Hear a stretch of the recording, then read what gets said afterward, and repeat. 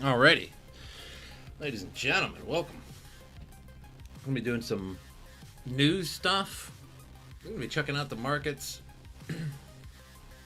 Some chat. You guys can show me your coins. Maybe we'll even try and get somebody in Discord or something, have a chat. Who knows? All kinds of things are about to happen. John, what's up? How are you? I'm currently watching Dogecoin just for fun. I don't even have any Doge at the moment. But this was just my latest trading view endeavor. I was just checking it out. I had a friend of mine get into crypto for the first time. Test, you are here. I had a friend of mine get into crypto for the first time. And in fact, on my personal Facebook, there's a lot of people talking about Robinhood and talking about buying Dogecoin. And these are the kind of people that definitely don't know anything about cryptocurrency whatsoever, which is okay, right? Because we want new people into the crypto world, but these people don't know anything about it. Like even my friend, who I considered when I was growing up learning to build and repair and fix computers, I turned to him. Whenever I had any trouble, I turned to this guy. And Bilbo, Double Down, Vorn, what's up, man? Forn. Is it Forn? Because it's a German V. Germans and their V's and W's. Anyway, and he had bought Dogecoin because of the hype going around. And he didn't know, he doesn't know anything. Like, he doesn't know how to mine it. He doesn't know that there's wallets. He doesn't know that, it's 10,000 Doge per minute. He doesn't know anything about it. And neither do any of these people on my Facebook. Like, they truly don't know. And, which again, is fine, but I don't think Robinhood is the way to get into it if you want to learn cryptocurrency. And, because then you're not learning wallets, you're not learning public-private keys, you're not learning how to mine, you're not learning how it's distributed, you're not learning mining rewards, you're not learning anything, right? Forename, surname. I thought it meant front, back. Anyway. And he bought Dogecoin at 28 cents, and it went to 44 cents, and it went back to 28, and he said that he panic sold it at 28 cents, so he didn't make anything. And I was like, bro, you should be looking at TradingView. I taught him all about TradingView, and I taught him about hey man, once the RSI goes over 70, and once it actually comes back down, generally you want to sell. Now in this case, you would have only sold at 8 cents, right? And it would have rose to 40, which is fine. But you still would be pretty good, right? You'd still be pretty good. It'd still be pretty good profit, right? You see that? So I was telling him all about that, and he panic sold at 28 cents. So I told him about that afterwards. And then he rebought in at 28 cents. It went up, it went back down. He resold it at 28 cents again. Then he bought in at 37 cents, and it went to 42 cents and started dumping. And I was like, look, dude, you should sell at 42 cents. And he's like, why? And I was like, because you would make 20% of your money. I think he was investing $5,000. So 20%, that's a good chunk of change. That's $1,000, right? That's no joke. So you can either lose money or make no money or make $1,000. What he was looking for was that 10x. He was looking for that huge $1 million, which just wasn't going to happen. It's just not going to happen. And I keep telling him, dude, you set a limit sell order at 41 cents. And that way you'll make 15%.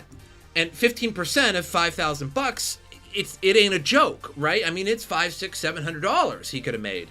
And he ended up panic selling it. He bought it at 38 cents. I think he panic sold it at low 30s or something. So he ended up losing money.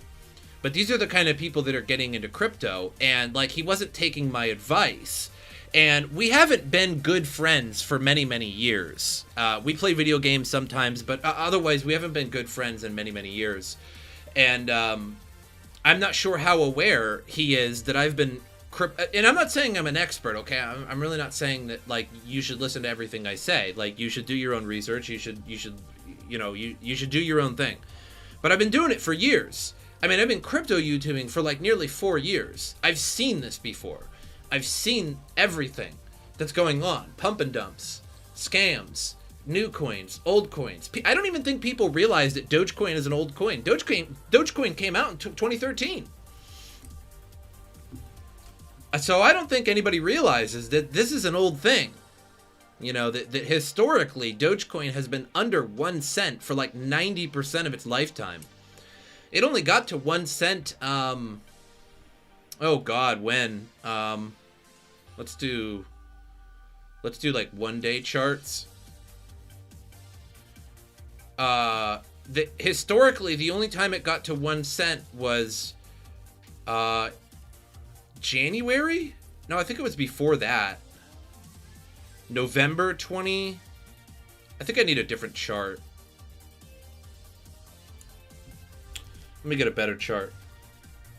It was only over 1 cent for a very brief period in its entirety.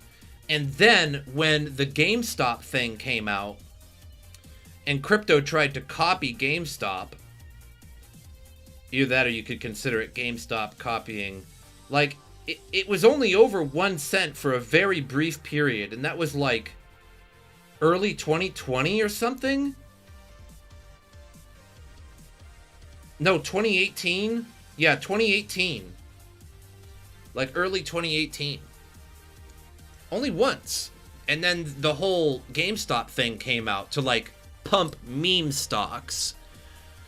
And like, you know, Dogecoin is obviously the biggest meme cryptocurrency in some ways. So they chose somewhat arbitrarily chose Dogecoin to pump. And then it went over, you know, it went to, 8.8 cents or whatever up here. And then it died back down a little bit. So, like, people are getting in over their head, you know. People are buying in. I mean, imagine the guy that bought in at 45 cents here, or 46 or whatever that is. What's the all-time? Something like, yeah, 45 cents. 46, barely, if you round it. Imagine buying in there, you know. You might be in a little bit of trouble. I mean, it's coming back now. But there is no reason Doge should be this high. It just isn't. It's the GameStop thing. That's what it was. Is it like basically crypto wanted to copy the GameStop pump, and so they made this right here, this Reddit. No, not this one. Well, it was Reddit. It was Reddit. It was called Satoshi Street Bets, and it was basically a ripoff of Wall Street Bets. And it still exists. I just don't have it up at the moment. But I wonder what Wall Street Bets is pumping now. GME. I think it's like AAPL now. Yeah, I think they moved on to a different one. Still some people with GME. It looks like they've lost their unity a little bit after the GameStop fiasco. I mean, because here we have a GameStop one and SPWR, SunPower. So they're all over the place now. But if we go to Reddit Satoshi Street Bets,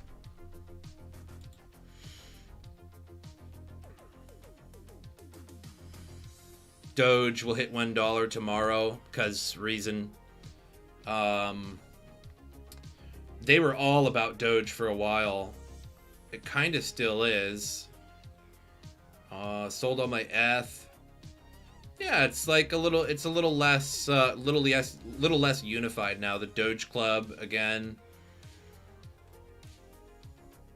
Doge. Chainlink founder. Hey, Galgapo, how are you? And Bilbo, what's going on? Seems like a string of bad FOMO trades are the initiation for many crypto noobs. I've been told numerous times by many viewers that the reason they got into crypto was in 2017, and the reason was BitConnect.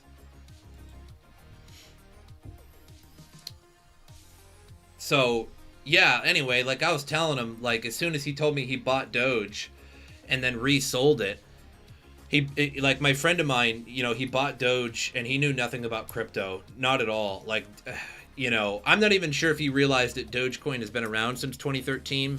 He didn't know that it was inflatable by 10,000 Doge per minute. Like, he doesn't know anything about it, and he bought it at 28 cents, and it went to 44 cents and all the way back down to 28. And he resold it, and then at that point I told him, I'm like, look, you need to bring up TradingView. So like, go on your phone, go to TradingView, type in blah blah blah, and then bring up this chart. And I told him how to bring up this chart. I was like, look, man, you know, set it to 15 minutes, and whenever this goes up, like that's when you should sell, right? That's when you know that like something is going to happen with this coin. Like all the way up here, you know something's going to happen. And it's hard to determine sometimes, because if I like to say that you should sell when it goes back down below this, when it goes back down below 70 RSI, not usually at the high. Usually it's when it's going down. In this case, kind of, not really. But in general, like once it's going back down, you can see the trend. Like, okay, like it's going back down now, I can sell. And that's what I told him to do. And he didn't listen to me at all, as if like as if I'm the person you shouldn't listen to or something. I mean, I don't mean to say that I'm a pro trader or anything, but I mean, like if you're new and you know nothing about it in any way, shape, or form, like you just put $5,000. He told me he sold his stocks to put it all into Dogecoin, and then he ended up selling it at 28 cents again. It went up, went back down. He sold it at the same price he bought in, and then he bought in at like 38 or 37 cents, I can't remember, and it went up to like 42 cents, and then he sold it again. And I was like, man, you gotta sell, dude. And I think I know his personality. He's the kind of person that wants to go hard, and just making $500 is not enough. I know him, even though he's never traded before. I know him. Do I prefer trading or hodling? I prefer swing trading. But hodling is probably best for most people, to be totally honest. I prefer swing trading around RSI. Sometimes it works, sometimes it don't. Sometimes you win, sometimes you don't. However, I mean, yeah, hodling would not have been a bad idea. Hodling all the way through 2018 and buying, even though it's going down, would have been the best bet. You know what I mean? It's hard to trade in a bear market. Really hard to trade in a bear market. You just sell and you have to hold on until the bottom, but it's hard to determine where the bottom is. So in a bear market, yeah, just hodl. I mean, you can sell and wait for it to reach a bottom, but you might buy in at a point where it's going to dip even further, but that could mean that you picked up even more. Like if you bought Bitcoin at 50,000 and let's say Bitcoin's going to dump all the way to 10,000, you know, and you sold it at 30,000. You're like, screw this, I'm not losing any more money. I'm selling it at 30,000. And then you pick it back up at 10,000. You now have more Bitcoin than you did at 50,000. So that's good, but it's hard to determine when to do that. So I like swing trading, where you see a big RSI movement and you're like, okay, the coin is definitely going to dump. Like, look at this one. This is just Dogecoin. Look at this one. See how high that spiked? Dogecoin is definitely going to dump after that point. When do you buy in? Well, that's a different story. You know, that's hard to determine. But buying in anywhere below where you bought, you're going to end up with more. I mean, here's another one. This one isn't as prominent, but you can see it did dump a few cents. Like, it could dump a few cents, or it could dump many cents. It's hard to determine, but I like using RSI to just swing trade randomly. I also kind of like chasing new profits. Are we about to see ETH hit 3K? It's looking that way. Maybe it'll hit it during the live stream.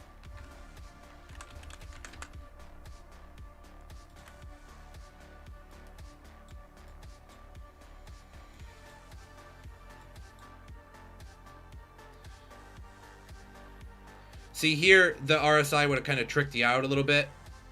Like it's going back down, but you would have ended up selling at 2,900, and now it's at 2,940 or so. Now it's 2,955. So you could have found it lower at some point, like over here. But again, hard to determine the future.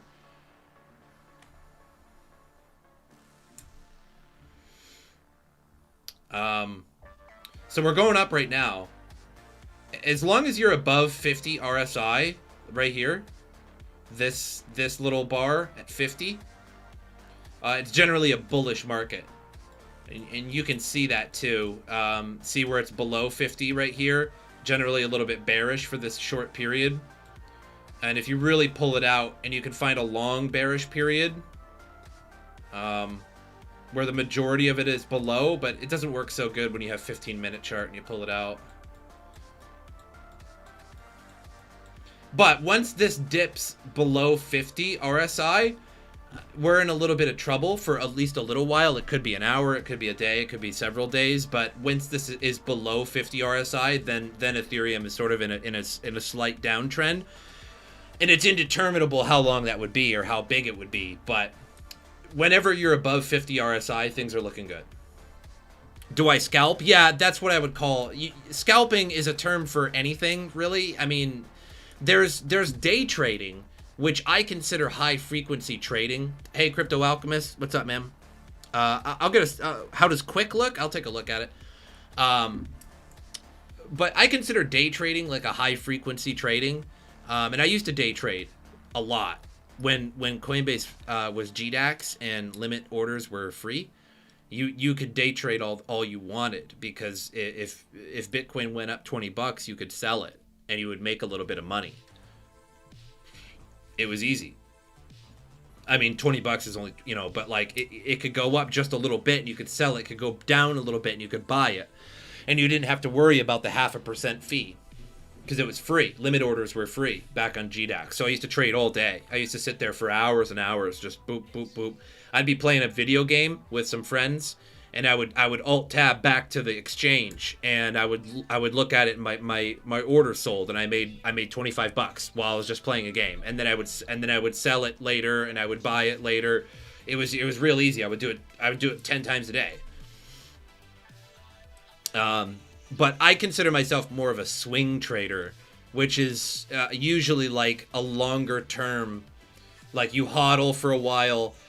You wait till a really good RSI movement, like some kind of whatever your indicator or whatever the indicator is to you to sell, because you think it's going to go down from that point.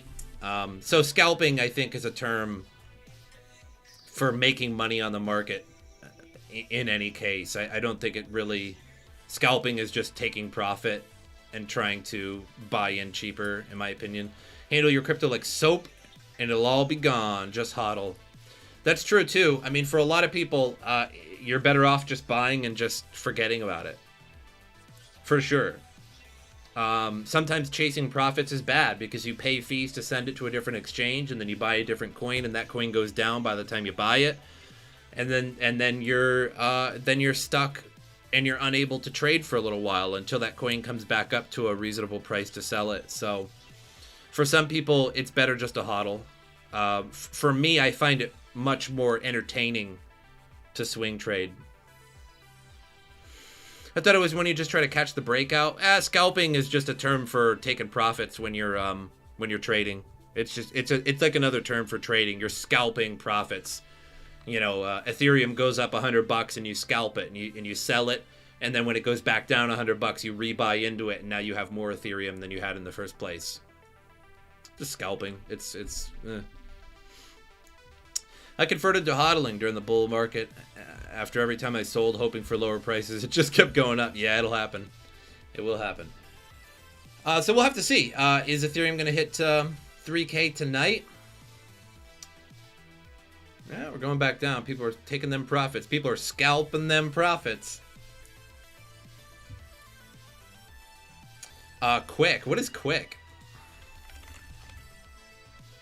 Quickswap. Ooh, $873?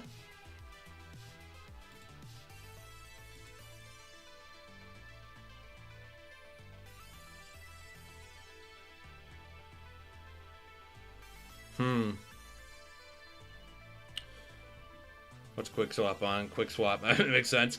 Uniswap. Bikex. Biloxi. I mean, it kind of looks like there's some real big sellers. These are, I mean, you can tell this volume. Look how high this volume is compared to when it was being purchased.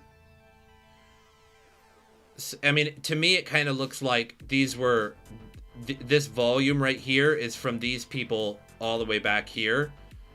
And now they're selling because they bought in at $155, and now people are selling it for $1,000, for $1,500, for $1,300. So is this going to come back? I don't know. It depends on how useful Quickswap is. And since it's an Ethereum DeFi exchange, I mean, it can't be much better than Uniswap, to be fair. Quickswap is the Uniswap copy on Polygon. Yeah. Mochi swap? What is that? Oh god. 18 cents. Mochi swap multi-chain DEX offering crypto peer-to-peer swaps for Binance Smart Chain. Harmony. Okay. Doesn't it have any data right now?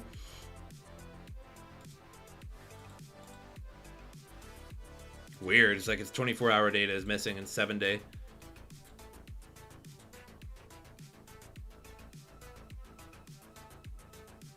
Yeesh.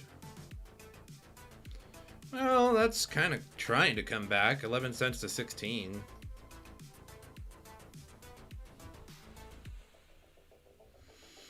Yeah.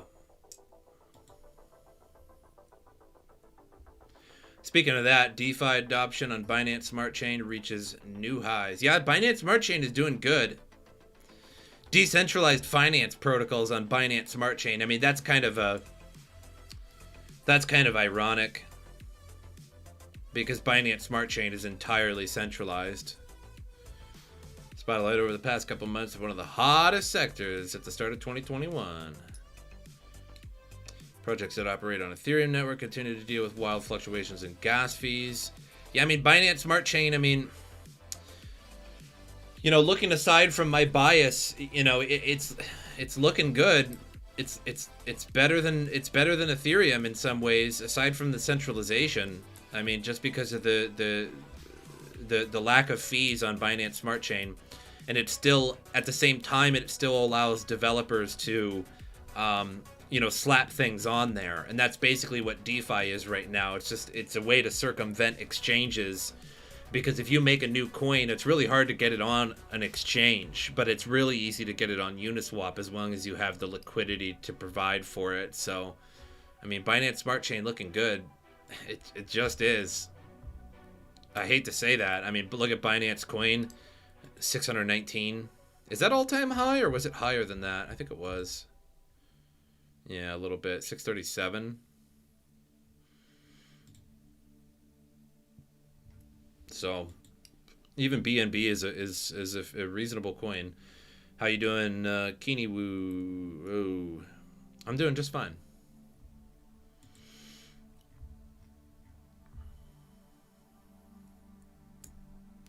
Bitcoin has a really nice bull flag going on right now. Hoping to wake up making some more money while you work tomorrow. Does it?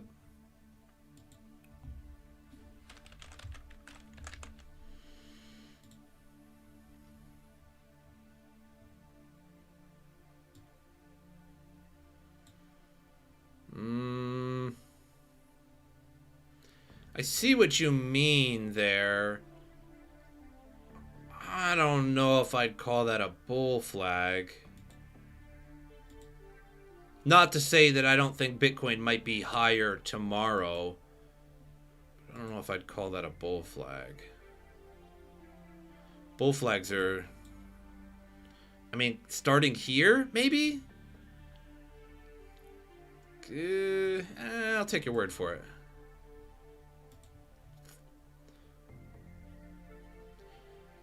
Elon Musk, Doge market maker. No one should have all that much wower. Oh, yeah, that's funny. Meme currency pumps as NSL skit looms. Oh my god, are they going to do a Doge skit? Oh, Jesus Christ. Doge is set to make its pop culture debut. Some are now speculating the rally could be fueled perhaps in part by a social media tease from billionaire Elon Musk that he'll be participating in a Saturday Night Live sketch called The Doge Father. That hurts my brain. Oh my god. Oh, Jesus Christ. Yeah, Doge will pump from that. Go buy Doge now. Jesus Christ. Alright. Whatever brings adoption, I suppose. Cardano fixing to run. Yeah. I mean, it has those 2 new partnerships in Africa, but I really don't know about those partnerships, like what it really pertains. I read 2 of them. In the past 2 videos, I read a partnership in each one of them. But the partnership really didn't say, like, is the African government buying Cardano? And if so, how much Cardano? Or is Cardano doing this for free? Or is Cardano paying the government to use Cardano? That was not made clear. Then there was another partnership in Africa in Tanzania.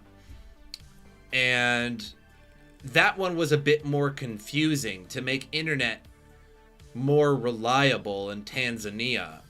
But again, it didn't say, is the African government, like, is the Tanzanian government, or the Ethiopian government, I mean, are they buying Cardano for these partnerships, or is this a free partnership, or are they just using each other? Like, are they just using each other for free for promotion? Or is Cardano literally paying the Ethiopian and Tanzanian government to use Cardano to make them more popular? That I don't know. There was no information about that. So is Cardano going to be on a run because of it? I mean, it kind of is. It's been slowly trending up. But I think the majority of the bull run is over for Cardano. And I'm not saying that it's going to go down. I just think that if there's going to be further growth of Cardano, it's going to take a better partnership, or it's just going to be a slow growth. I don't think it's going to be particularly fast.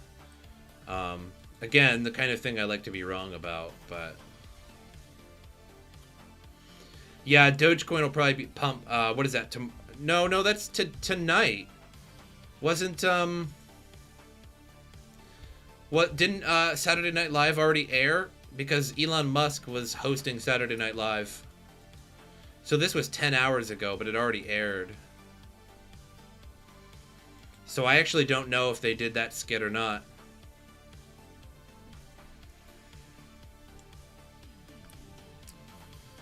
Bull flag on the 1 hour. All right, let me check.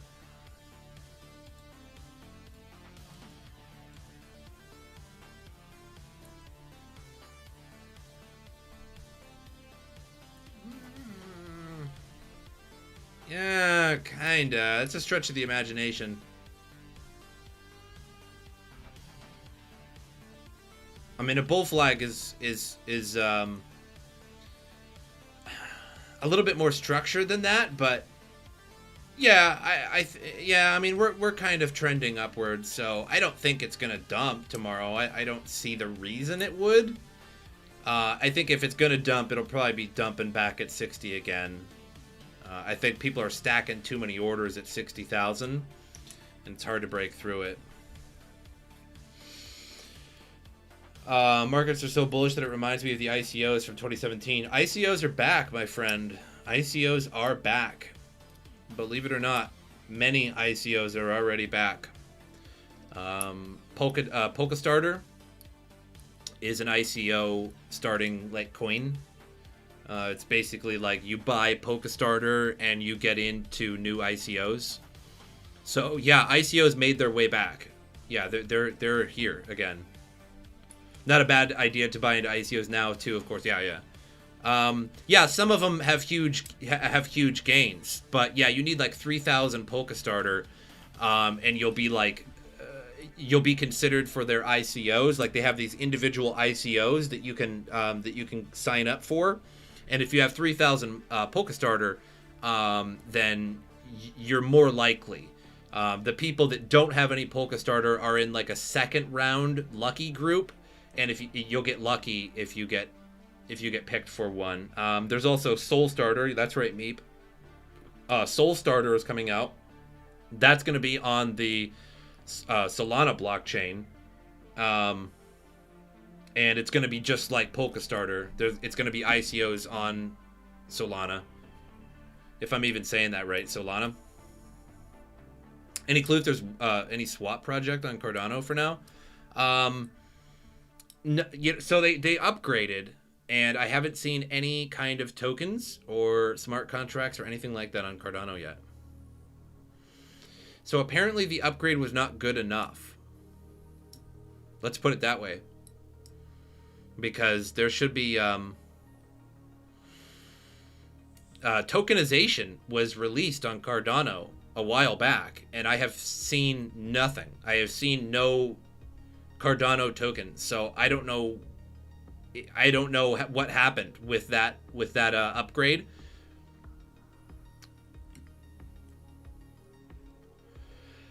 Yeah, I don't know. An IDO on Polkastarter and an ICO last week on PancakeSwap. Yeah.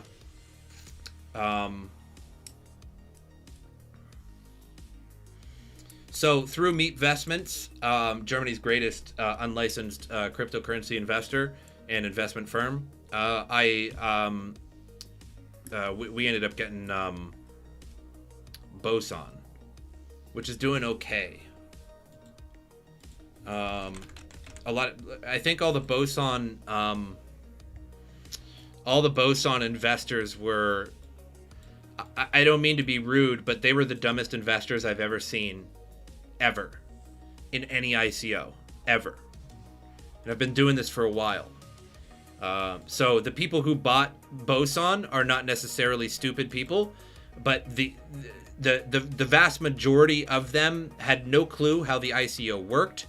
They had no clue how the auction worked, and they were extremely they were like a bunch of douchebags, and they all sold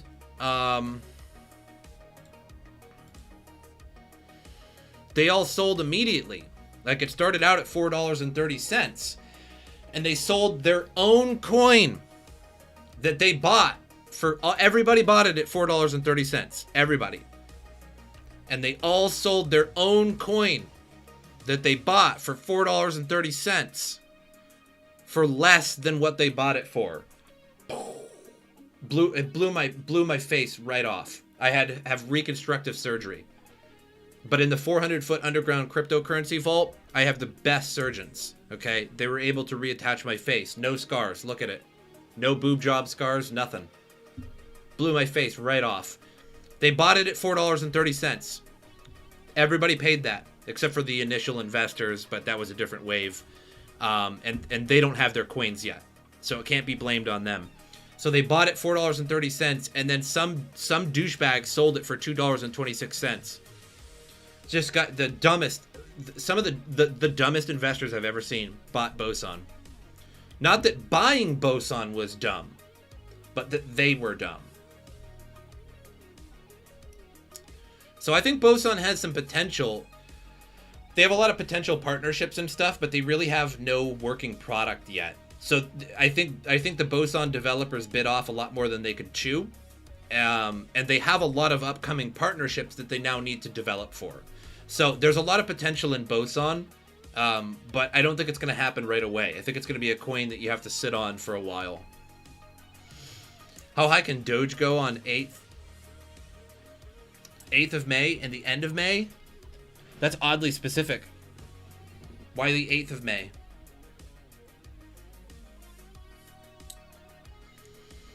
Keep up the awesome videos. Hey, thank you. Can it reach $5? Highly doubt it. Highly doubt it. Do you know how big the market cap would have to be to reach $5? It's another thing people don't get, too, I think. A lot of people were buying Doge on my Facebook, like on my personal Facebook. And they were all talking about buying Doge and stuff like that. And these are people that do not know anything about cryptocurrency at all. People that have never talked about cryptocurrency until this whole Doge pump began with Robinhood and whatnot. But the market cap currently is $50 billion. $50 billion at 40 cents. So if Doge was $1, it would have, what is it, circulating supply? 129 billion. So it would be approximately $129 billion.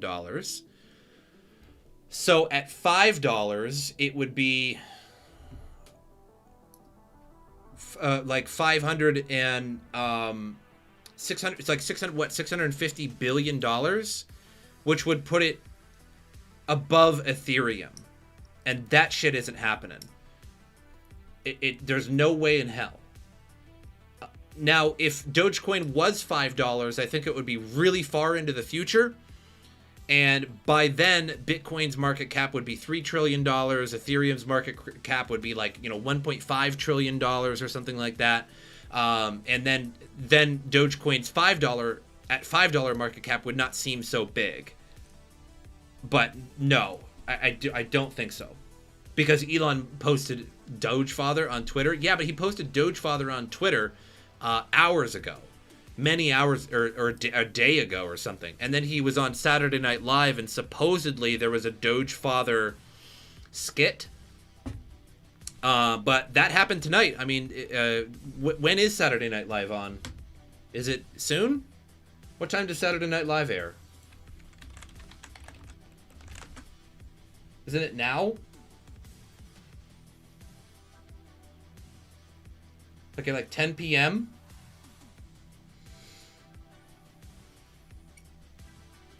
So there may be a pump from it, but $5? No way in hell.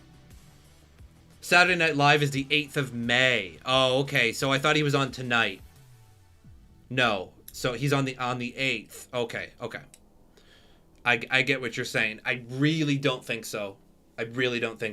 I think it's going to be a stretch to make it to even $1. That's a lot of money. That's a lot of money you'd have to pump into it. You got to understand that the bigger a coin gets, its market cap gets, the more money you have to put into it to make it even more.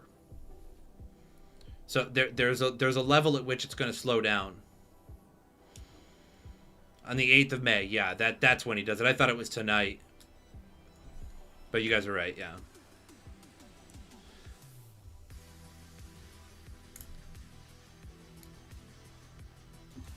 What's my take on the graph?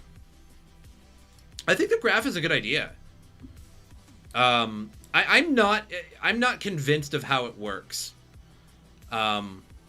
Indexing protocol and global API for organizing blockchain data and making it easily accessible with GraphQL, which is great because if you want to find blockchain data now, you have to go into the individual blockchains. You got to check out Bitcoin, then you got to check out Ethereum, then Litecoin, yada yada. But with the graph, you would be able to index all of it at once, which I think is a great idea. But do I know what you could do with that or how it works exactly? No, not really. I haven't looked into the graph nearly as much, but I do think it's a great idea. I don't believe it's a bad coin at all. I think it's a good concept. Buy Ether, safe way to 20K or stay poor forever, says Meep Investments.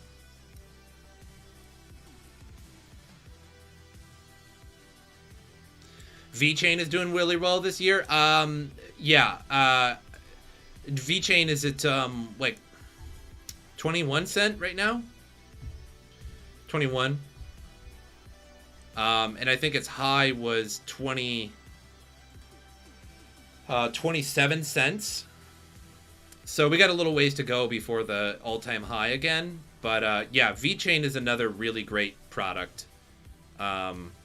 I think VeChain is a little undervalued. For sure. So, yeah, sorry, Benjamin. You probably wanted more information than that, but honestly, you could probably get more information just by looking up things about the graph yourself. But I think it's a great idea. Just because of the fact that, yeah, if you are a data research company, using the graph would be a really great idea. Because otherwise you'd have to like download the entirety of the Bitcoin blockchain, then Ethereum, then Litecoin and stuff to like go through it and scan it for data. Whereas if the graph, if the graph can essentially, no pun intended, graph all of the blockchains, or at least major ones, then then that makes it a whole lot easier for you if you're a data scientist or something like that. But what would you do with that? I don't have a use for it personally. I don't think many people have a use for it. I think like data scientists and things like that may have a better use case for that sort of thing. But I do not. Like, I couldn't tell you. Like, I'm not a data scientist. I'm not a mathematician. So I wouldn't know what you would use it for. But I'm sure there are many use cases for such a thing. I'm surprised it hasn't already been made too, because it seems like you would make that something.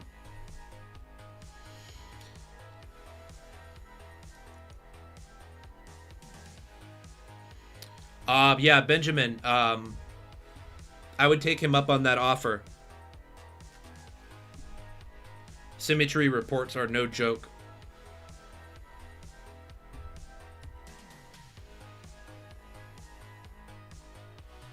Actually, Meep, you can go ahead and send me that. I'll read it.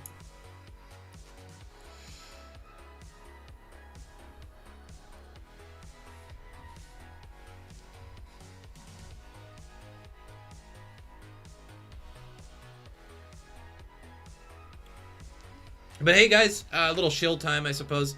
I am also live on Twitch. If you enjoy Twitch, if you have Twitch, give me a follow on there. That's the link. Sometimes I game on exclusively Twitch as to not bother my cryptocurrency viewers. So you can follow me on there and also catch me there as well. Also consider being a member of the channel. You can see Vorn as a member. We see John as a member as well. You get that Cool Beans badge in front of your name. And trust me, you look 32% cooler. Click the join button. It's $2.99 to look 32% cooler when you comment on the channel. That's for videos. That's for live streams. That's hot gains. It also helps the channel as well. That too, right? Either way. Scully, thanks for following on Twitch. I appreciate that. I don't know if you came from YouTube or not, but I appreciate that.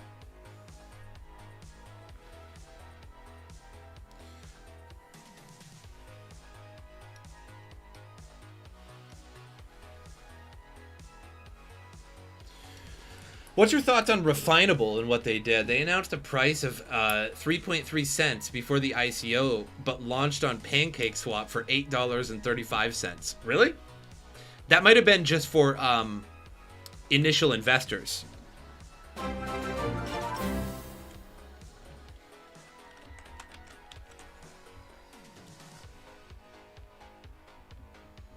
GHD, $10 holla. Thank you. Sotko, you're the most underrated crypto YouTuber. I don't know how you don't have at least 100K by now. Me either. I want my wrecked silver play button that comes in a box from YouTube when you get 100,000 subscribers. And I kind of want it. I really, really want... I hope YouTube does this. I hope YouTube is watching. Please. Write this down in your notes, YouTube, and stick it on the wall. When you send me my silver play button, when I finally get 100,000 subscribers, I want to open that box. I want the silver play button at the bottom. And then I want some foam packaging to keep it all safe so it doesn't jiggle around. And when I open the top silver packaging, there's a piece of paper in there that just says handwritten, fuck you. So when I pull it out, it just says, fuck you. That's it. That's it. Handwritten by somebody. And then I toss it and I get my silver play button. That would just be, that's my dream. Aside from seeing my family and wealth and happiness, that's my dream. I want a silver play button that says fuck you. Just so all of my hard work is just screw you. I'm a weird guy. I like jokes like that. I'm fun. We have fun here. But I appreciate that, GHD. So they announced 3 cents for a private sale on Polkastarter and a 3.3 cent public sale on PancakeSwap. On PancakeSwap. Well, apparently it ain't anymore. Let's see. When was it? It never really. When did it start? Because I'm looking at the data here, and it never did. $4.08. Are you sure that's not just somebody putting a limit order immediately for like because the first person that puts an order on an exchange, like the first people that get it, that's the price that's going to be set until somebody lowers it. So somebody could have bought it for 3.3 cents and then put it on PancakeSwap for $8. I don't think that's the developers. The developers aren't putting it on PancakeSwap for a set price, right? They're just putting liquidity and then the users of the initial sale, either the private or the public sale, might have put it on there for $8. So I don't know. I don't know how that happened, unfortunately. But it is interesting. Usually that is the case. I mean, somebody ends up getting wrecked like every time there's a public sale. How long will the Bitcoin bull run last? It's hard to say. There's a little problem at the moment that I'm seeing, and that problem is Joe Biden, the current president of the United States of America, is planning on a 39% capital gains tax. Allegedly, that's just for millionaires, for anybody that's made $1 million. But it's the millionaires and the billionaires that are really pumping cryptocurrency right now. I mean, along with the retail investors too, sure. You know, I'll give it that. But let's be real. Tesla buying $1.5 billion. MicroStrategy has $5 billion worth, right? And those are the people that are going to get super wrecked. And if that does come out, just before that comes out, a 39% capital gains, what are people going to do? What would you do? Sell. Why would you wait an additional few days and then sell at 40% tax when you can sell everything you own at 20% capital gains a few days before that becomes law? So that's a problem. That's a huge problem. For the average Joe in America, that's not going to affect them, because the average Joe probably doesn't have a lot of stock or a lot of cryptocurrency. But for us that have a lot of cryptocurrency or a lot of stock and things like that, that's bad. That's very bad. It's going to leave less money too. Like, imagine you have $1 million. Like, imagine you have $1 million and you have a stock or you have a cryptocurrency, and it goes up. It goes up to 100%. So now you have $2 million. So you're like, okay, I'm going to sell. So when you go to sell at 40% capital gains, you owe the government now for like almost $500,000. Right? So now you're left with 1.5 million, and you say, I want to reinvest. Well, you could have reinvested 2 million, but now you can only reinvest 1.5 million. Right? Because you're paying the gains, you're paying the capital gains on 1 million on the increase. So now you have less money. So how long will the bull run last? I think it'll last for a little while. I think there's going to be a problem if that capital gains goes through. I think we're going to see something bad. Because the last big bull run in 2017 was squashed by CME futures. How likely that law will be passed in the parliament? We don't have a parliament in the United States. We have a Congress, but I suppose it's the same thing, and I get your point there. We don't know. He's supposedly going to put it in one of the next stimulus packages. So there's several stimulus packages coming out from the Biden administration. One of them is for like $4 trillion, and it's like the Build Back Better plan, and it's for infrastructure. It also has many things for like childcare, and it has things like extended childcare credits and stuff like that. It has all kinds of stuff. And he was thinking about slipping it into one of those, because how is he going to pay? His reasoning, Joe Biden, the Biden administration, their reasoning for how this is going to get paid, these trillions of dollars, because they want like $8 trillion over the next few years. Like, it's probably going to be even more. And that's like the most money ever printed. Like $4 trillion at once. That's insane, right? Like, we thought it was insane, the first stimulus package that costed like nearly like $2 or $3 trillion. This is just going to be $4 trillion for the start of it, right? This is like the beginning. And their reasoning for how they're going to pay for it is they're going to make corporations in Wall Street pay for it. Because historically, the capital gains tax has been like 20% for a very long time. In the 1920s in the United States, the capital gains tax was very high because everybody was investing. If you don't know the story of the 1920s in the United States, watch a documentary on it. It's wild. Everybody was buying stocks. It was like the first time in human history that everybody was buying stocks. Like Joe Blow that runs the pharmacy. Coal miners were buying stock. Like chimney sweeps were buying stocks. Everybody was buying stocks. So the capital gains was very, very high. And that's actually how the Great Depression started happening, because the manipulation of those stocks was very high. There was pump and dump groups and stuff like that. They would pump like radio stocks like super, super high, and then would dump them on people and would get people to start buying into, like, you know, oh, this radio stock, right? Like, oh, buy it, you know. And it's similar to cryptocurrency in that sense, like of shilling. And so after that, historically, the capital gains tax was very low. In fact, the capital gains tax is lower than what millionaires pay for taxes. Like, if you make $1 million a year, like just say you have a good job, I don't know, whatever. You make $1 million, you're a CEO or something like that. You likely pay less taxes in your income, or you pay more taxes in your income.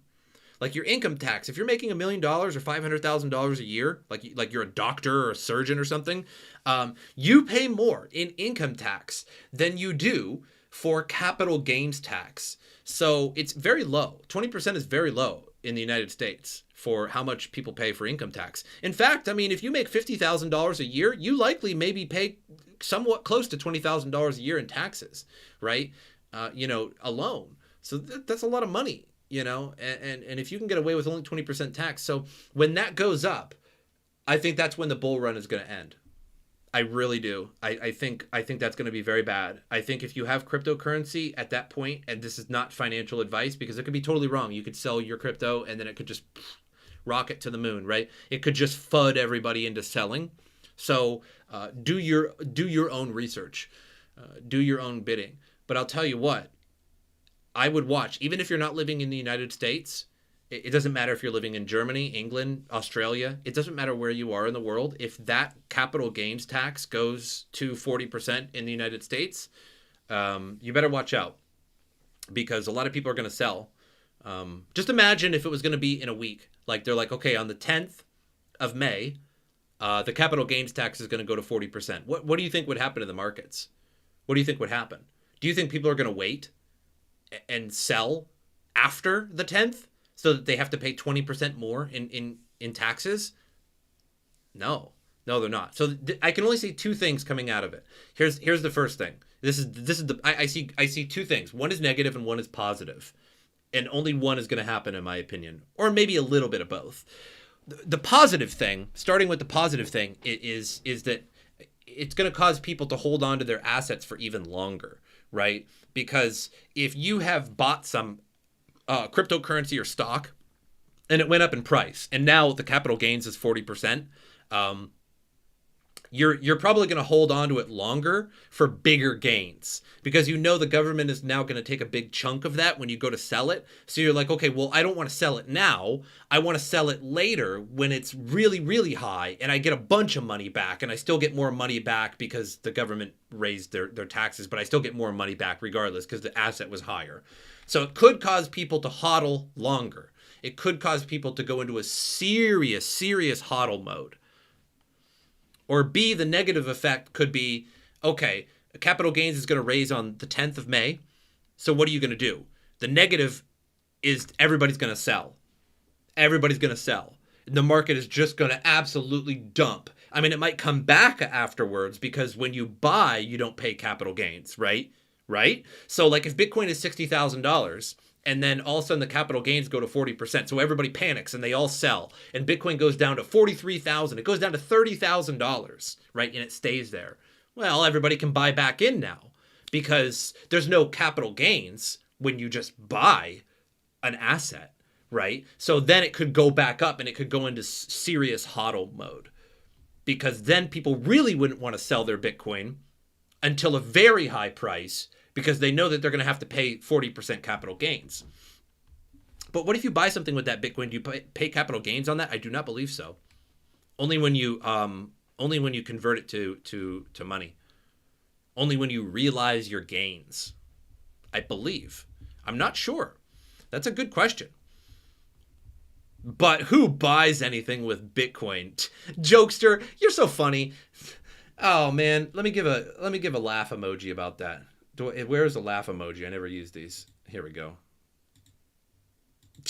Silly jokester. You're fun. There's your laugh emoji. I'm just kidding though. I actually don't know. You do. It kind of makes sense if you do, because if you had like $10,000 in Bitcoin and it went up by 100%. Here's the thing with that though, here's my response to that. If it's a taxable event because you bought something with Bitcoin because it appreciated in value, you should always get money back from the government when you sell their garbage inflation fiat dollars, right? Like when you go to the store and you buy $100 in groceries, the government should literally give you $2. Because you sold, because you did a taxable event at that point. Because of the deflation or the inflation of the American dollar, and now it's worth less. That $100 is worth less than $100 now. You should get money back. It should be a negative taxable event. Oh, that's good. That's fucking rich. Oh man, you should be able to file to the IRS and say, I spent $50,000 this year. Give me back my money. And they give you $10,000 in a tax reward because of the inflation of the American dollar. Oh man, that's good. That's really good. I think I deserve a little bit more credit for that. But that's fair enough, guys. Fair enough. MrSotko, will all cryptocurrencies fall if Bitcoin falls? Yeah, probably. Yeah. It's usually the case. Usually it all falls at once.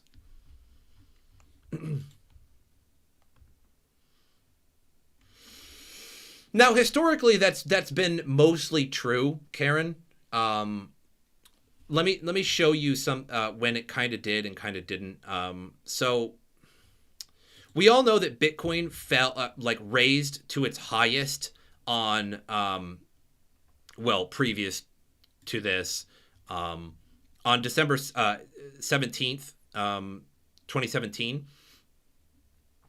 And Bitcoin was falling at the time.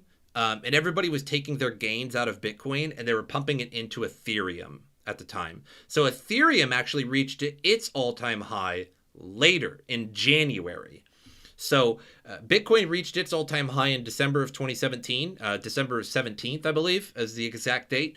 And then Ethereum actually pumped to its all-time high previous to this market. Like if you just remove all this, like previous to this new high, Ethereum's previous all-time high was in like January 10th or something like that of 2018. So, but I think that was a different time. I think that was a completely different effect because a lot of people didn't understand cryptocurrency nearly as much as they do today. So in 2017, everybody was buying. And 2017 was different because everybody was buying ICOs. Everybody was investing into Genesis mining. Everybody was investing into BitConnect and things like that. So it was a totally different experience. So when Bitcoin started going down, people didn't realize that the market was sort of over for a while.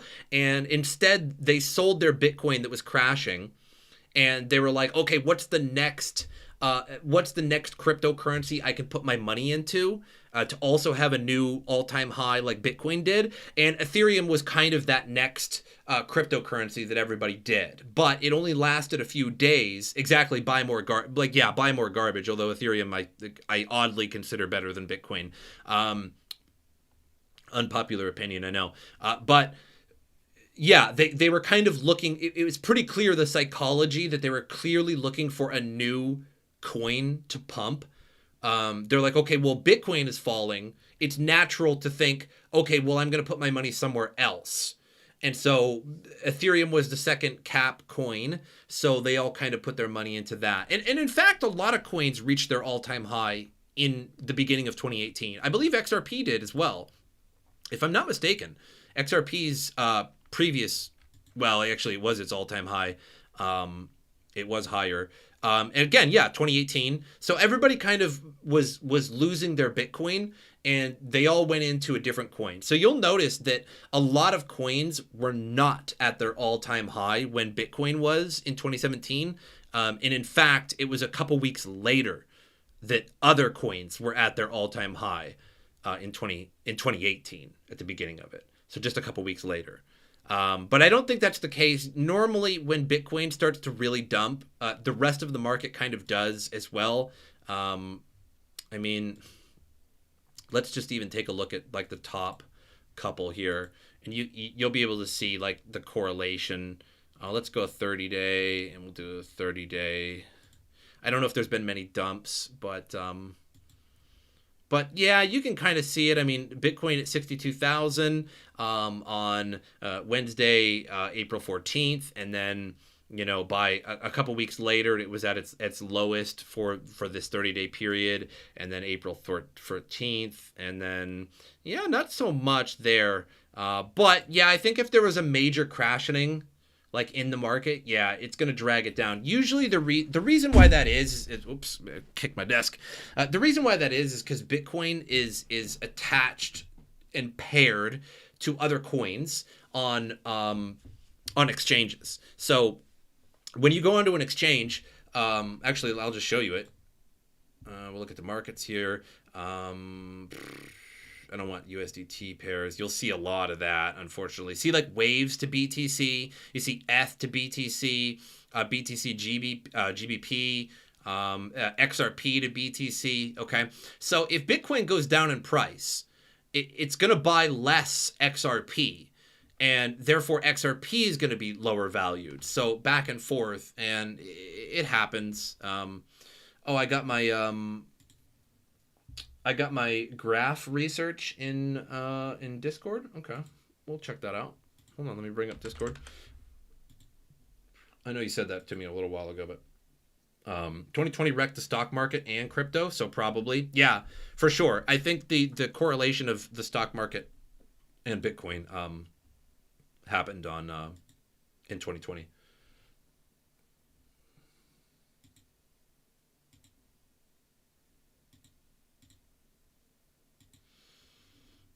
Just a moment, ladies and gentlemen. I'm trying to open a PDF for somebody who wanted to know about the graph. And we'll open it with Brave. Sure, why not? But yeah, like I could show you that too if anybody's interested. But there was definitely a correlation when.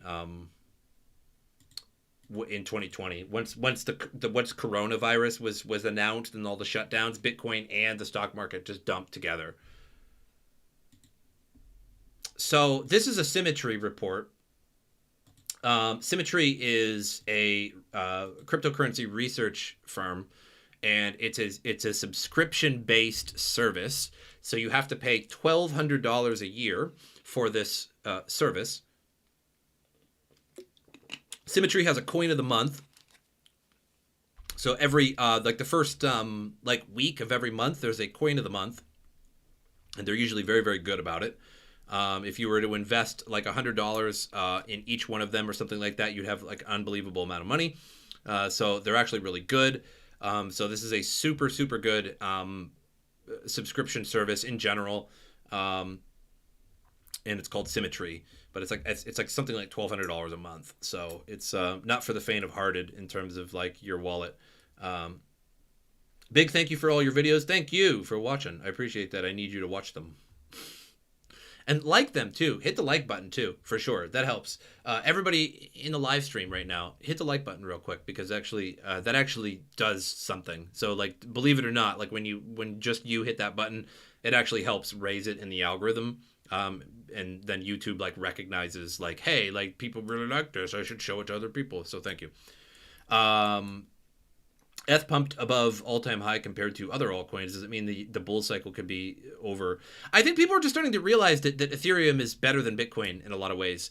Bitcoin will always be Bitcoin. Bitcoin is the OG. Bitcoin is the longest, most secure blockchain, period. Bitcoin is the store of value. Bitcoin will always be the brand name in cryptocurrency, okay?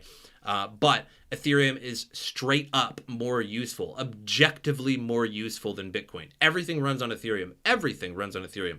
Every DeFi that you've ever used, every contract that you've ever interacted with, every token that you've ever held, basically, every gambling game, every game that you've played runs on Ethereum. Virtually every NFT that you've ever owned, bought, or heard about is on Ethereum. Everything runs on Ethereum. There are other smart contract coins that have their games, tokens, etc., but none of them come even close to Bitcoin. Everything runs on Ethereum. There's no other way to put it. Let's say in the future that Cardano or Polkadot nailed it with lower fees, project and public adoption. Can Ethereum crash down and go to zero? No. I don't think so. So far, we have not seen that. Tron is garbage. EOS is garbage. NEM, isn't NEM, or is it, I always get the two mixed up. I think it's NEM, smart contract coin. Isn't it NEM, or is it something like that? Total garbage. Ethereum Classic, name one smart contract that runs on Ethereum Classic, go. Can't do it. Polkadot is essentially Ethereum 2.0, but dollar store version. It's just... what about BSV? Man, I don't know about BSV. If you can make money on BSV, go for it. But it's just, I think it's just slowly going down. Where is BSV on the market cap anymore? Jesus, 28. My God. It's not doing so hot. Its growth is just not so good. You can see that it's kind of up a little bit, but its growth is not relative. It's not relative enough to the rest of the market. So that's why it's going down. Even though its price has kind of gone up a little bit over time, it's not enough. See, like 1% here, and it's just not keeping up with AVE and EOS and everything else that's above it. It's just not. So I wouldn't really rely on that. So the graph's core value proposition is in providing easy decentralized access to blockchain data, but so far the service is mostly centralized. The token economics aren't live yet, and the project might find it challenging to offer an appealing model for users on the get-go. GRT token release schedule has high inflation during the first months of the platform's existence. Despite the excellent performance, Graph does not have a good risk-reward ratio, and we do not recommend investing in it. Graph focuses on providing data to decentralized applications in a convenient, decentralized, and cost-efficient manner, even though it just said that it was mostly centralized, which is, okay.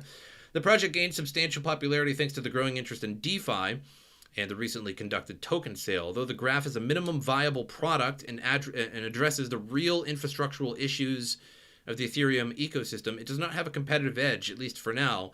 While the platform's usage increases, much of the growth is likely due to the team providing services for free. Still, as a project is in a nascent stage of development, it deserves the benefit of the doubt. What's clear is that from the investment perspective, the graph is not a good long-term play. The token release schedule has a very high inflation during the first few years of the project's lifetime. Overall, while the graph may not end up being the get-go provider, the go-to blockchain data provider, it still can find its place among similar infrastructure players, but it won't necessarily reflect on the token's price. And then it continues on. So that's the Symmetry report for the graph. But see, they go into pretty explicit detail. So if you want this PDF, I'm sure Vorn can probably email it to you or something. I'm not sure, or I can get it to you. But yeah, so this is what Symmetry provides. This is the kind of thing that Symmetry provides. It's like intense research on individual coins. They also do like a coin of the month. They also talk about like they also just do like regular like email letters. So basically like they'll just email you stuff about the current state of the market, about DeFi, about NFTs. They also like do suggestions for like things like I remember one was like a suggestion for Litecoin, get in at this price and then get out at this price. And they predicted at the time Litecoin was at $152 and they predicted that Litecoin would get to $200 before it would dip. And it sure as shit did. I think it was off by like $2 and it started dipping from $200. At the time, it's above it now, but I remember reading that. So they're pretty spot on. They're pretty good. Unfortunately, their coin of the months lately have been sort of pump and dumps, like because so many people have access to Symmetry now. They know that the moment the Symmetry coin of the month report comes out, everybody buys it, and it'll wall like straight up. What was the last Symmetry coin of the month, Meep? Do you remember? I'll show you guys. I'll show you guys the moment that it came out. Like you'll be able to tell the moment it came out. MrSotko, how to know which coin is going to pump? You don't. If I did know that, then I would I'd be on an island somewhere. Really just buy and hodl for the most part. It's hard to tell. I mean, of course there can be good news. Like sometimes like a good wave of news comes out. Like for example, there was the XRP settlement news that it was likely going to end in settlement, and it pumped from there. Just stuff like that. Like PayPal. PayPal's coming out for Bitcoin, and Bitcoin just shoots up in price, and so like always just be watching the news. Like read the news a lot. And you got to be the first on it too. Oh, that was the last coin of the month? Man, I don't even remember that one. Okay.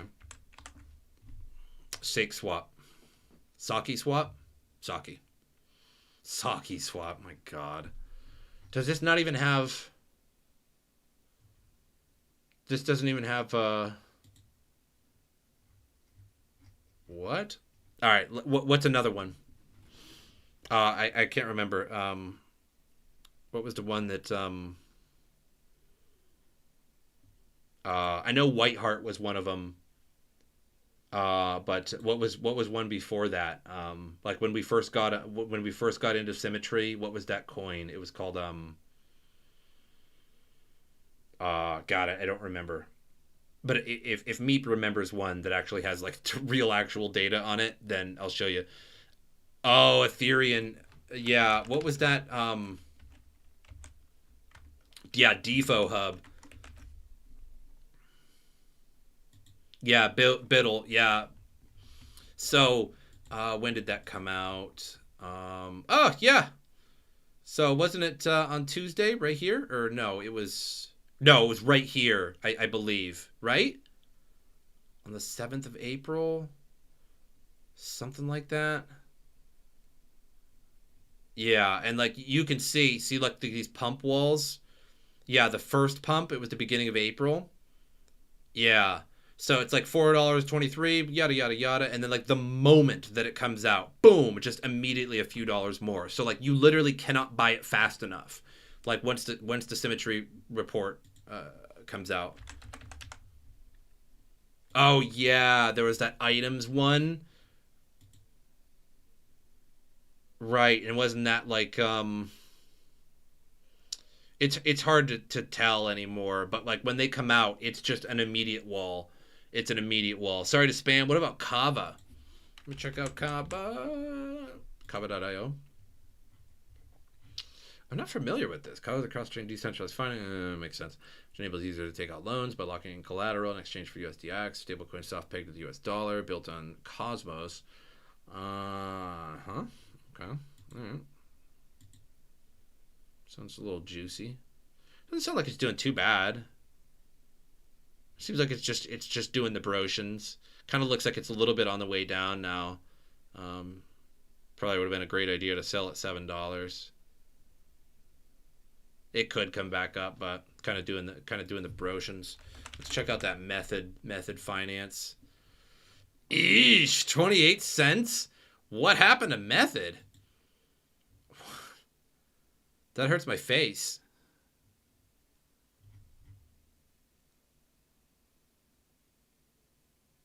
Ouchies. Method. Welcome to crypto. Solana's like the 15th on the market cap list already. Yeah, it's up there pretty good. Yeah, 15. Yeah, and there's gonna be Soul Starter. Is that out yet? Yeah, it sure is. Preview only, market tracking coming soon. Is Soul Starter not out yet? No. You should sell your method finance, Meep. Fuck. I guess. Man. You know, as soon as you sell it, though, it's going to go to 80 cents like tomorrow. It's always the way crypto works. Check the website from Soulstarter.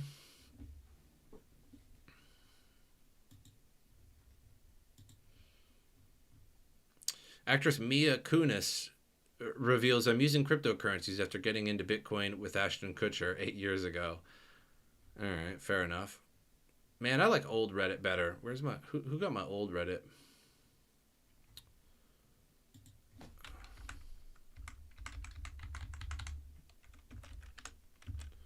Doesn't that work? I guess not. Harmony 1. That was from the last time I was streaming. Somebody was like, check out Harmony 1. Kava is similar to Anchor Protocol. I'm not sure. Just buy all the coins and you'll be right eventually. Yeah, that's for sure. I did see a post one time on cryptocurrency Reddit. And what the dude did was he did like a little mathematical... he just did something for fun. And it was... if you put $100 into the top, I think 20 or 50 coins in 2017, even at the all-time high, by today, you would if you no, it was like if you put $1,000 into the top 20 or 50 coins. So if you basically spread $1,000 out into the top like 50 coins in 2017. So this whole thing looked totally different in 2017. That today it would be worth like close to $30,000. So, either way, like if you were going to make a portfolio, I would recommend just like a percentage of Bitcoin, Ethereum. Honestly, BNB is really not a bad idea. I know I don't like XRP, but I would recommend XRP because when the SEC lawsuit blows over, that shit's going to be at least $2. I wouldn't be surprised if it was $3. Once the SEC lawsuit blows over, XRP is pumping. I'm sorry, it's just pumping. Like all of the floodgates will be open. XRP will be relisted and unsuspended on exchanges. So I would recommend basically all four of those. Not Doge. It could go up, but it's too much of a gamble. A little bit of ADA, maybe. Polkadot, I would get a bit. Uniswap is probably not a bad bet. Bitcoin Cash. Litecoin, I'd get a bit. Chainlink, I'd get quite a bit of. VeChain, I'd get quite a bit of. Solana is not a bad bet because when Soulstarter comes out, is Soulstarter going to be an ERC20 token or is it going to be actually on the Solana blockchain? Meep, do you know? Because if it's going to be actually on the Solana blockchain, that's not a bad bet. Maybe a little bit of Stellar. I wouldn't go too hard into Stellar. Theta, maybe maybe a little bit of Filecoin. Basically, you can take the top 20 coins and spread out a little bit of wealth, and I don't think it's a bad idea on most of them. It's a hybrid, probably. Yeah, it probably is. I don't know about Monero so much. Monero is going to be a hard bet in the future for sure, because Monero. The problem with Monero is that a lot of exchanges don't want to list Monero, and a lot of and there's like no big investment firm or company is ever going to buy a lot of Monero because it's untrackable. And so I think in the future, it already kind of is, but I think in the future Monero is going to be banned on many exchanges. I mean, it already is. There's been several exchanges that unlisted Monero because they didn't want any trouble from governments, because governments do not like Monero. And I get it. That's the whole reason you're supposed to use Monero. But if you're looking for a price increase of Monero, could it go up in price if the market goes up? Yeah, but I don't think it's going to be proportional. EOS never got suspended. Yeah, but EOS isn't a privacy coin. And EOS is total shit. Will be used a lot, though, I bet. I doubt it. I really doubt it. I just don't think so.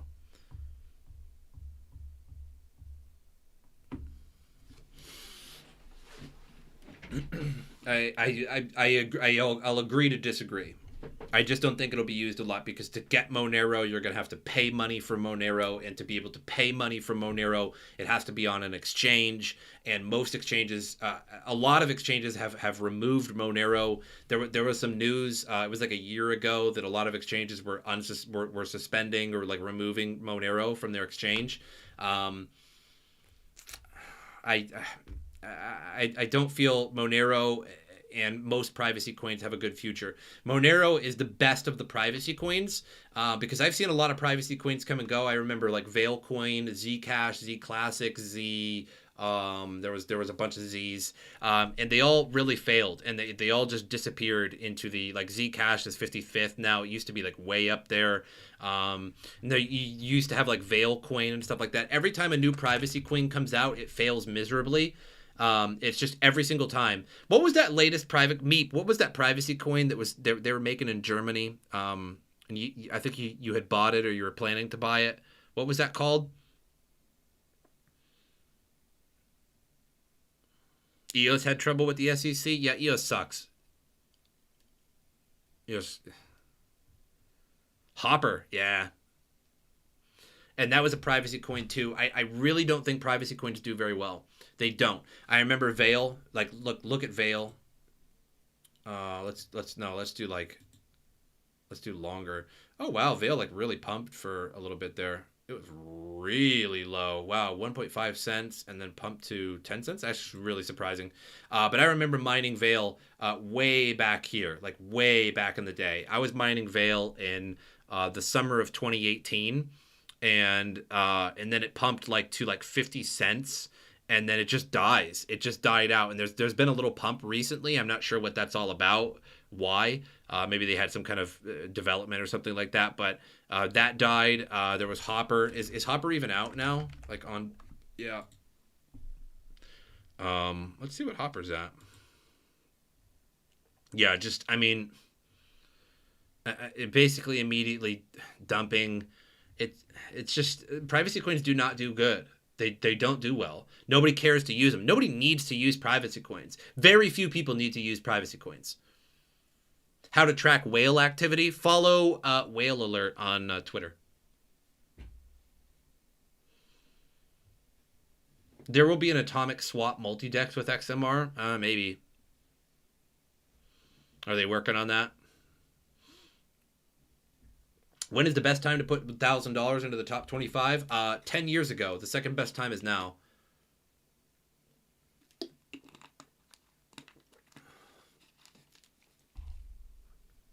What about Cheap Eth? Did you take a look? I didn't look into it very much. It's not listed at all? Cheap Eth. I remember you shilling that. Thoughts on Sia Coin? Isn't Sia Coin the one with the miners? They had it wasn't it Siacoin that made their own miners? What coin was that? Remember they had their own miners? They were selling their own like ASICs for their coin. Was that Siacoin? Or was that something like that? Something close to it? Decentralized cloud storage platform. Yeah, okay, I remember this. MrSotko, can Polkadot and Solana replace Ethereum? I don't think so. I think there'll be alternatives. I think Solana is about to have a big, a little bit. I think Solana is about to get a little bit pumpy when Solstarter comes out, because it's this new token on Solana that will facilitate the purchasing of ICOs. It's basically like Polka Starter, not to be confused with Polkadot. That has like an interchain relationship with Polkadot and Ethereum, and Polka Starter is a different coin with a relationship to them both, and it facilitates ICOs, and it really pumped. If you bought Polka Starter when it first came out, you'd be pretty good. I don't think you'd be a millionaire, but it pumped pretty good. Like, let me pull it out.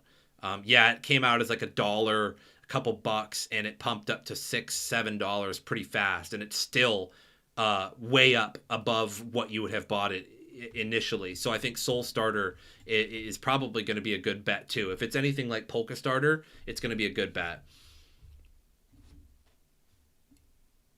But yeah, like I think if you had a big portfolio, if you had a bunch of money, I think a really good bet would be to be able to just like buy the top 20 coins. Although I would kind of skip Bitcoin Cash. I don't know. I guess you can make money with it. I don't really care for it. I don't care for XRP either, but I believe that there will be a pump when the SEC lawsuit goes over. I think it'll double. I think there'll be a ton of FOMO for it. I think there'll be people buying it just to be buying it because it's over.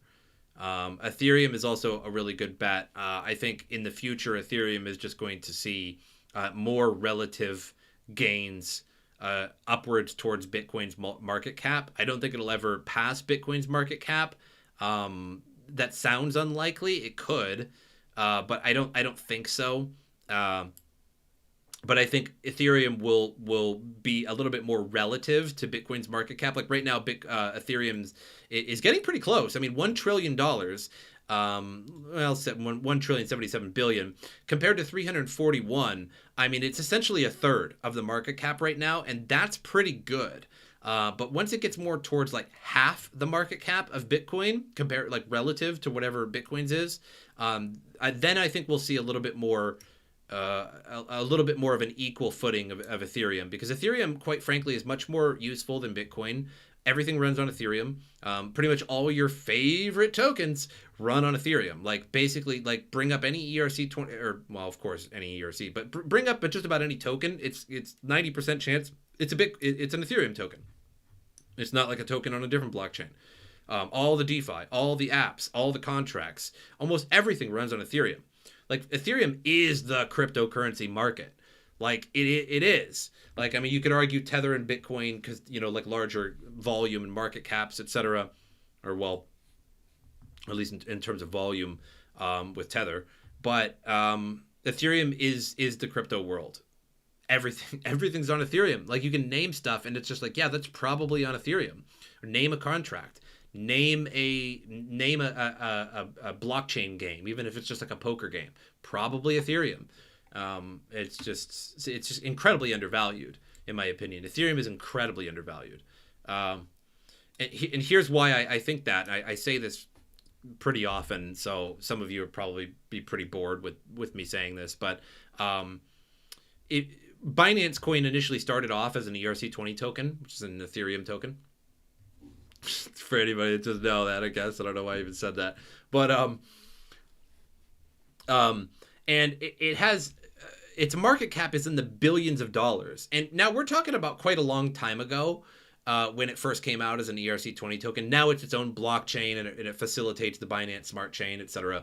But it was an ERC20 token. So you mean to tell me that the exchange just hired some programmer or some on-hand programmer likely, and they're like, make us Binance coin. We want this. We want the ability to burn it. We want these features, yada, yada, yada. Put it in a contract and make it. And when they made that, it probably cost them $30 to $50 in Ethereum. Because when you go to actually solidify an Ethereum contract, I made SOTko coin once, which is technically a contract. The token is a contract. And I made SOTko coin once, to which I'm the proud owner of 1 million SOTko coin. Never moved either. So I'm like Satoshi Nakamoto too. So they've never moved. But when I made it, it was just for fun, and it was to make a video, and I made that video quite a long time ago. I think I made it in 2018, and it was called How to Easily Make Your Own ERC20 Token. And I basically walked you through a step by step, of how to make your own ERC20 token. And you can name it whatever you want. You could make the supply whatever you want, right? You can make the decimals whatever you want. You could add additional contracts or lines of code to it if you wanted to. But I basically gave everybody a blank template and showed everybody step by step in the video. And that was a pretty popular video of mine. It was one of my more famous videos, I suppose. And I truly made the coin, SOTko coin. I think it's STKO is the abbreviation. It's 8 decimals, and I don't have the contract number offhand. Like, I don't remember it off the top of my head. But that cost me about $50 in Ethereum at the time to make that contract. So I had to have such and such amount of Ethereum to make it. And so that means that Binance Coin spent about $30 to $50 in Ethereum to make a $1 billion blockchain, or $1 billion token at the time. They later made it their own blockchain. But Binance Coin still is on the Ethereum blockchain. It's just useless. It's just the old Binance Coin is still locked into the Ethereum blockchain. You can still trade them around. I think there still is wallets that have the old Binance Coin, but they don't work anymore. And so that's what I call undervalued. If you can make $1 billion token on Ethereum for $50 in Ethereum, so basically some chump change that you could go around and dumpster dive and gather aluminum cans in plastic bags for 2 hours of labor and get stinky, and then take them to an aluminum smelting plant and get $50, and then put that on an exchange and make $1 billion token. That's what I call undervalued. Ethereum needs to be 10 times the value that it is to cost even a reasonable amount, even a slightly reasonable amount for these companies and investors, etc., to make these tokens that have millions of dollars in market cap, or hundreds of millions, or even billions of dollars in market cap, for like $50 in Ethereum. That's undervalued. I don't know how other way to describe it. What the heck is going on with that OKB pump? I've seen that too. It was like the highest. Yeah. Yeah, the OKX coin. I don't know. Who knows? Who knows why? My voice is getting flaggy. Anyway, guys, shill time again real quick, I suppose. There's my Twitch link. If you guys have a Twitch as well, click the link. Give me a follow on Twitch as well, because sometimes I stream on Twitch. Like, I'll stream games, or I'll just stream myself gaming or something like that on Twitch. Sometimes I don't do that on YouTube and Twitch at the same time. Like, I'm always live on Twitch and YouTube at the same time. But sometimes I'm only on Twitch, and that's just a game or something like that, so I'm not disrupting my YouTube channel with gaming. Sometimes I do anyway. But give me a follow on there if you get the opportunity to do so. Make yourself an account. It's totally worth it. You can hit that heart button and make that little super cool ding sound. Also, memberships are active on the channel as well. Click the join button, $2.99 to become a member. That's a hot $2.99. And guess what you get for it? You get a Cool Beans badge, and next to your name whenever you comment on the channel videos, including live streams. And you look 32% cooler when you do. So $2.99 to look 32% cooler. That's big gains. Just saying. That's hot gains, guys. Hot gains. Let's see. Let's troll cryptocurrency Reddit for a little bit. One of the largest Bitcoin whales in crypto history just moved $2 billion in Bitcoin. Wobble weeba. Wobble weeba. Let's see what we got. Oh, come on. Just send me to the site. One of the largest Bitcoin whales in crypto hertz, so we just moved $2 billion. According to the blockchain tracker Bitcoin Blockbot, an unknown entity relocated 40,913 Bitcoin worth $2.2 billion at the time of the transaction for a fee of just $19.67. So if anybody's wondering what the purpose of Bitcoin is, that's the purpose of Bitcoin. Look at this right here. Look at this right here. Boop, boop, boop, boop, boop, boop, boop, boop, boop. $19.67 to move $2.2 billion whenever you want, how you want, to who you want. No bank can compete with that. You would have to call the bank. They'd have to get some serious certification to move $2.2 billion. They're going to want you to come into the bank for that one, right? They're going to want to verify the shit out of that. No bank is just going to move $2.2 billion at your whim whenever you want, right? But Bitcoin will for just $20. Bitcoin sure will. You should start Sotko pool on Cardano. Maybe. Moons fit 10 cents. I think I have some moons, cryptocurrency moons. I don't know if you guys had noticed, ever noticed about moons, but moons is a cryptocurrency. I think it's an ERC20 token or ERC220 or something like that. And if you post on cryptocurrency Reddit and it gets upvoted at the end of every month, I think it's every month, it might be like weekly or bi-weekly or something like that, they distribute moons, which is just a cryptocurrency, and then you acquire them in a wallet on your like Android or iPhone cryptocurrency, or on your Reddit app. You would stake the Sotko pool? Oh man, I appreciate that. Thank you to those who tip moons. Beware of shady YouTubers. Oh, here's another one about BitBoy. Oh my God, I keep telling you guys, there's just so much hate on BitBoy. So much hate. Beware of shady YouTubers such as BitBoy. Hey all, I'm mostly writing this in hopes. There's all kinds of hate on YouTubers on cryptocurrency Reddit. Like they think that they are only trying to sell everybody. I'm just trying to sell you guys my memberships. Right? It's okay though. Anyway, I'm mostly writing this in hopes that at least some of the newcomers who are getting or will get involved with crypto and visit the subreddit will see this and will not make mistakes that a lot of people already did by trusting scumbag YouTubers. Oh. Most of you already know about BitBoy Crypto, one of the biggest crypto YouTube channels out there. In fact, the biggest. This guy is earning a lot of money from views. He gets paid and promotions he does for different coins. Yeah, well, that makes sense. I mean, people do promotions. Like, there's a ton of people that do promotions. I really don't find there's too much wrong with promotions. I think you just have to promote the right stuff. And that's why I don't promote a lot of things, because if I can't verify that something is real or it's not a scam or something like that, I'm not going to promote it. However, despite all this, he still has the nerve to mislead his viewers with clickbait titles and promoting worthless coins he pumps just to dump his bags at inflated price to his viewers. Imagine what a greedy slime ball you need to be to do such a thing. Or intelligent. I mean, I'm not defending BitBoy Crypto here, but I mean, pretty, you know, I'm just saying, like, coming in at number 5, I have Pundy X. 5 cheapest altcoins to make you rich under a penny. Where let me see Punda X. Hold on. I've heard of this many times. I think I've looked this up before. Punda X. $3.27. Well, this wasn't under a penny. Or is it? Which one is it? There's like 8 of them. Punda X NEM. Punda X Old.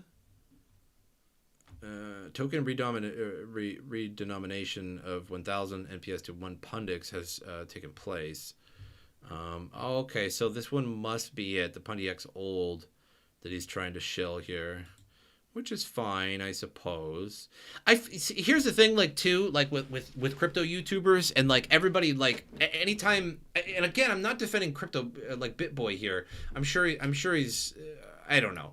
But, like, here's the thing. It's hard to make content as a crypto YouTuber without people thinking you're shilling to them or you're trying to sell them something or you're trying to, like, sell out. I think, like, the last video I made specifically about a coin was Whiteheart because I think it's a pretty interesting design. I think it has a very interesting use case, but unfortunately it lacks desperately of marketing and information on it. And people were like, well, this is very unusual for you. And it's just like, oh, like shilling, you know, like, so it's hard for me to even make content about a specific coin. Like if I come across a specific coin that I think my viewers would really like to buy or like to look into, then it's like I'm trying to sell them something. And like that's hard to get around, right? So this isn't a bad title, really. Like 5 cheapest altcoins to make you rich. Well, I don't know about rich. Maybe you should remove that. But like 5 cheapest altcoins you should check out or something like that. You know what I mean? And then like it pumps and then dumps and then pumps. Like this is APY finance and it's time to get defit. But is it really the fault of BitBoy for people wanting to search out? See, the reason why people watch BitBoy and Chico Crypto more than my channel is because every video that they make, they shill numerous coins in, and people specifically watch those videos, and they will literally move the timer of the video to where they're exactly talking about a coin, and they'll find out what coin it is. Like if you click on this video and then you scroll through it really fast and you say, okay, he's coming in at number 5, Pundy X, and you go and you buy it real fast, you can make money because the price will pump because they said it. But the only reason it pumps is because everybody just jumps to that point in the video and then they go and buy that coin because they know other people are going to go and buy that coin. But is that the fault of crypto YouTubers or not, right? He didn't say to go buy the coin. You went and bought the coin. You know what I mean? So like what content can you make in crypto without seeming like a shill? Because if I can't talk about coins, or if crypto YouTubers can't talk about coins specifically, like this new coin has these great features. This new coin is coming out as an ICO. This new coin is going to change the face of this, right? If you can't do that, then what can you talk about exactly? You know what I mean? So there's a conundrum that you have to ask yourself, like what content can a crypto YouTuber make and you're not a shill for doing it?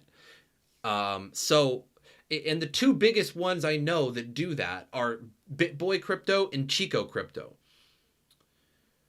And I'm not sure if I have anything bad to say about either one of them, other than the fact that people hate on them severely for them shilling coins. But while BitBoy shills any coin token, Chico has quite narrow selection of what he promotes. Oh, whoa, I don't know about that, M-Lock.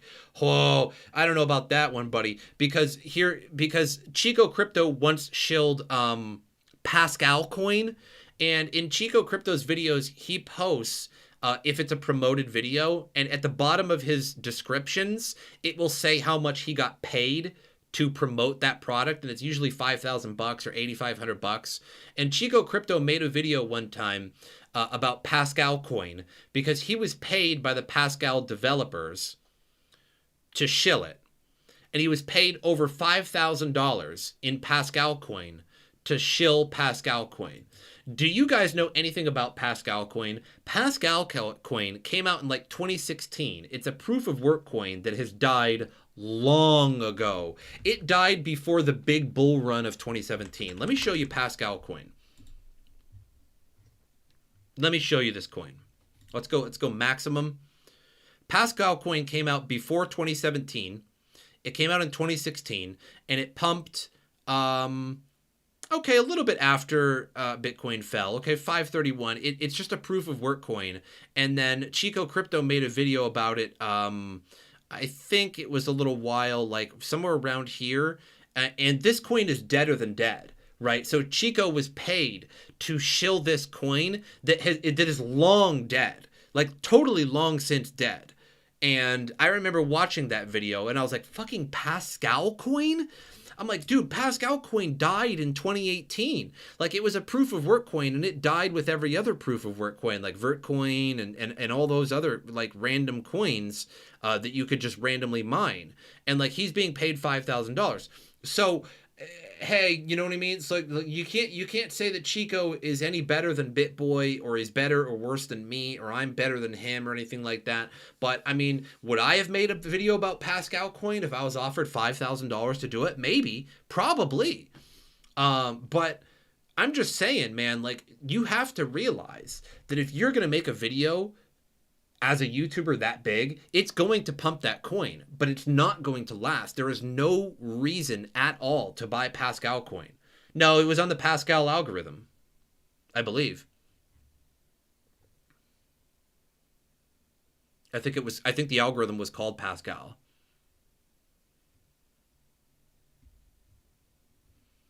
Right. So I'm just saying, like, I mean, if you get paid $5,000 to shill a coin that died 2 years ago, the video he made, it was like 6 or 7 months ago or 8 months ago or something like that, the video that he made on Pascal coin. But I'm just saying, the coin, when he made that video, the coin died like 2 years before that. There's no reason. That would be like me making a video because I got paid for $5,000 for Vertcoin. I would have to like briefly mention at the end of the video, don't buy this coin, right? Like, because like Vertcoin died a long time ago, but I got $5,000. The language was Pascal, yeah.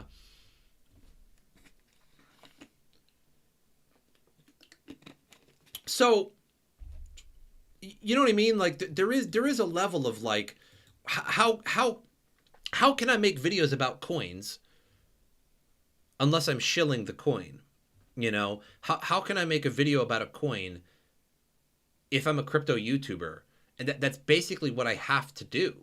Like, I have to go out and find good deals. Like, mostly I do the news, but sometimes I do see a good coin and I want to talk about it. But sometimes I don't make the video because I'm just like, everybody's going to think I'm shilling on them. And it's just like, I don't even own this coin.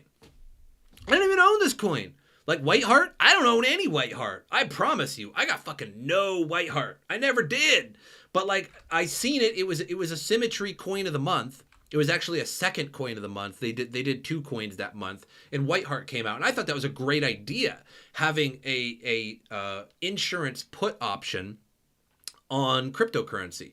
Where else can you find that? Where can you find insurance on your cryptocurrency? You can't. It doesn't exist, right? Except when Whiteheart came out. The only problem is Whiteheart gives you no information whatsoever. It works, but it gives you no information whatsoever, and it suffers badly from marketing. There is no marketing at all. That's the only problem with Whiteheart, right? But I don't own any, right? But people think I'm shilling on them. I don't fucking own it. You know what I mean? Sometimes I do, sometimes I don't. I just thought it was a good coin. I thought it was going to make some good views, you know? Like, I'll make money on the views, that's for sure. You know what I mean? But it's a tough racket. It is, man. I never get mentioned in these. Like, everybody, I bet you they start mentioning where is it? I bet you Coin Bureau. Oh, there it is, dudes. Coin Bureau's my guy. There it is, guys. I told you, every time I do these live streams, I have to show you these. This is a brand new one too. This wasn't one I looked up. This is 8 hours old, and every time these anti-BitBoy or anti-crypto YouTubers come up, it's always Coin Bureau and that other guy, Benjamin Cohen. There he is. Benjamin Cohen's the best crypto YouTuber. Oh man, they shill the fuck out of that guy. Holy crap, all the bots are out. Coin Bureau, man. There they go. Look at him go. It's like watching your toddler walk for the first time. You're like, look at him go. Cohen, there he goes. There he goes. Oh, man, fucking chilling. I'm never mentioned in any of these.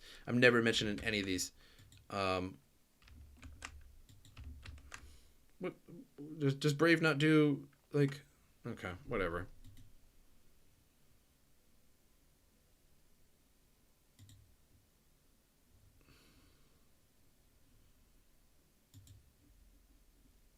Yeah, okay, whatever. No, I'm never mentioned in any of these, ever. And, like, if you guys want to help out the channel, here you go. Come on to this Reddit and start shilling MrSotko. Everybody. Yeah, no, let's do it. Let me link it. Let me link it for you guys. Every single person. 40 people.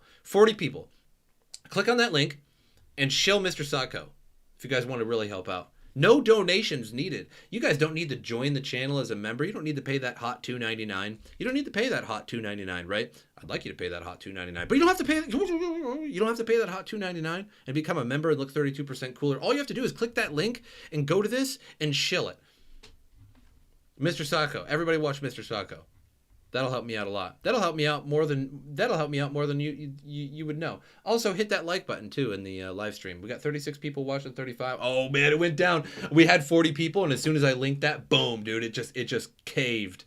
I wonder if like nobody opened up a new video or a new link, and everybody just left the live stream, or if nobody wants to shill for me. People are like, I don't want to do this. I'm going to click out of here. And they're like their anxiety just... $2.99. Yeah, M-Lock. Come on, it's $2.99. Hit the join button. Become a member. That's the only thing I'm going to shill. That or Super Chat. You can do Super Chat. Why not? Anyway, yeah, Coin Bureau and Benjamin Cohen, dude, they're getting shilled all over. Anyway, I got to read the rest of this, actually. In this case, it's obvious that BitBoy bought these small coins early and promoted them right at the peak just so he can create exit liquidity for himself, leaving all of these poor, naive people who trust him wrecked. Honestly, let's take a look at his face. That's the face of a man that gets no sleep because his conscience is eating away at his soul every waking minute for all the lives he's ruined financially. What he's doing should be illegal. I hope karma catches up him sooner than later. I mean... See, another thing too is like when I made videos back in the day about mining, I made videos about WebChain, I think like VeChain, Energy Coin, and I had WebChain and Energy Coin. I had those, right? I had those coins when I made videos about them. Why?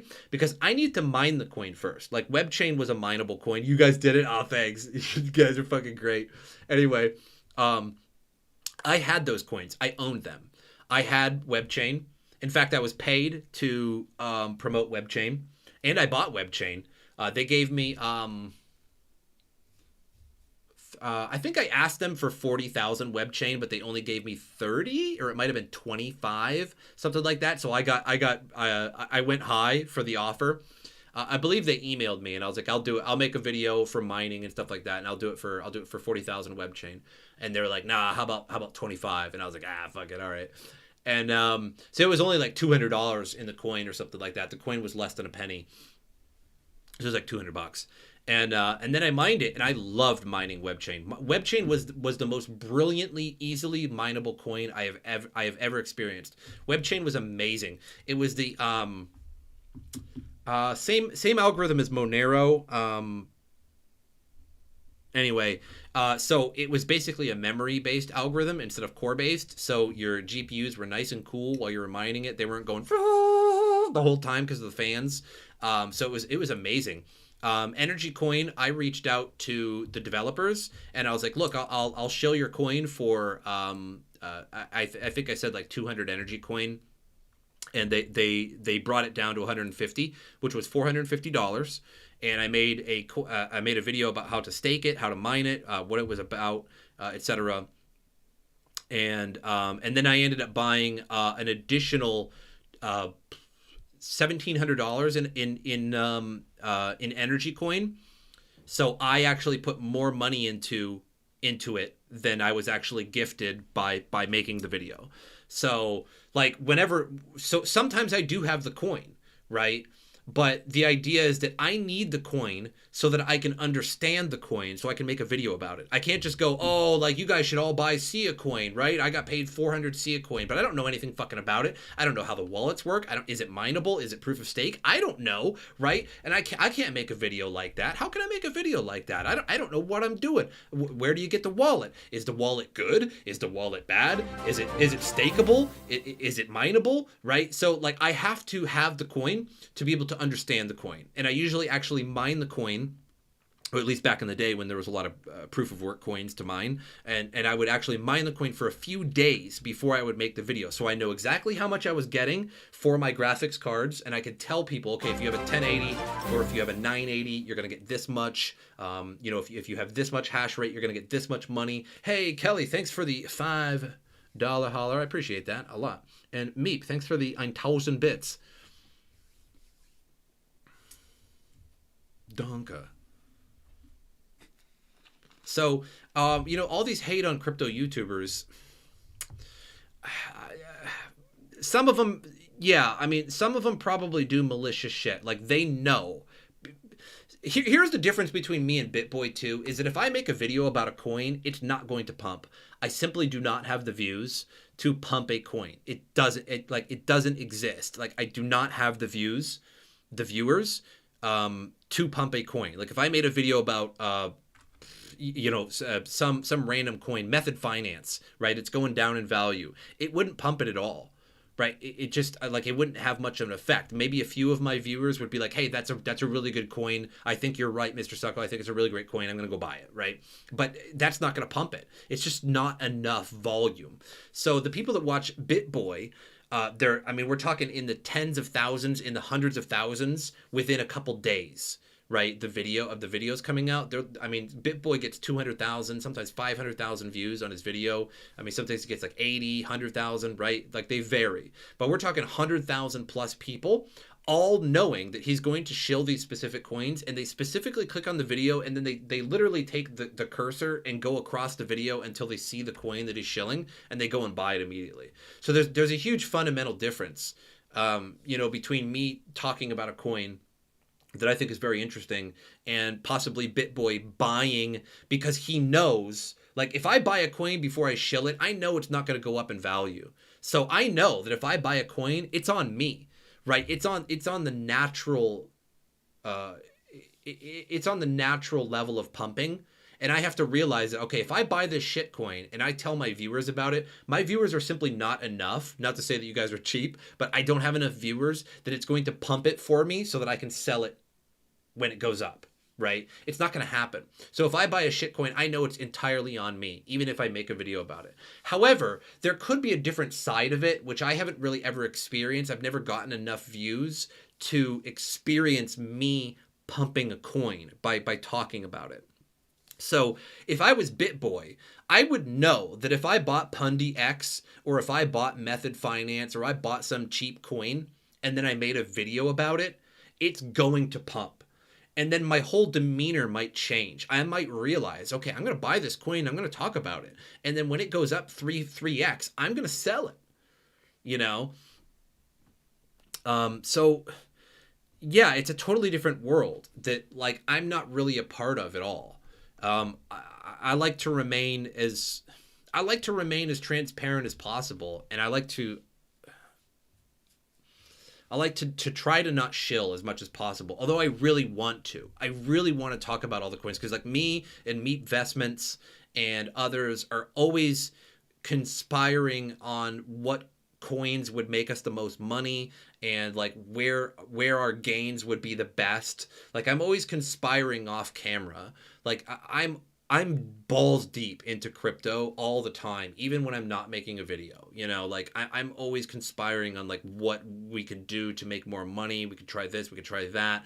I'm talking to sometimes I'm talking to some fairly big people in with a lot of money, and like of what to do with our money.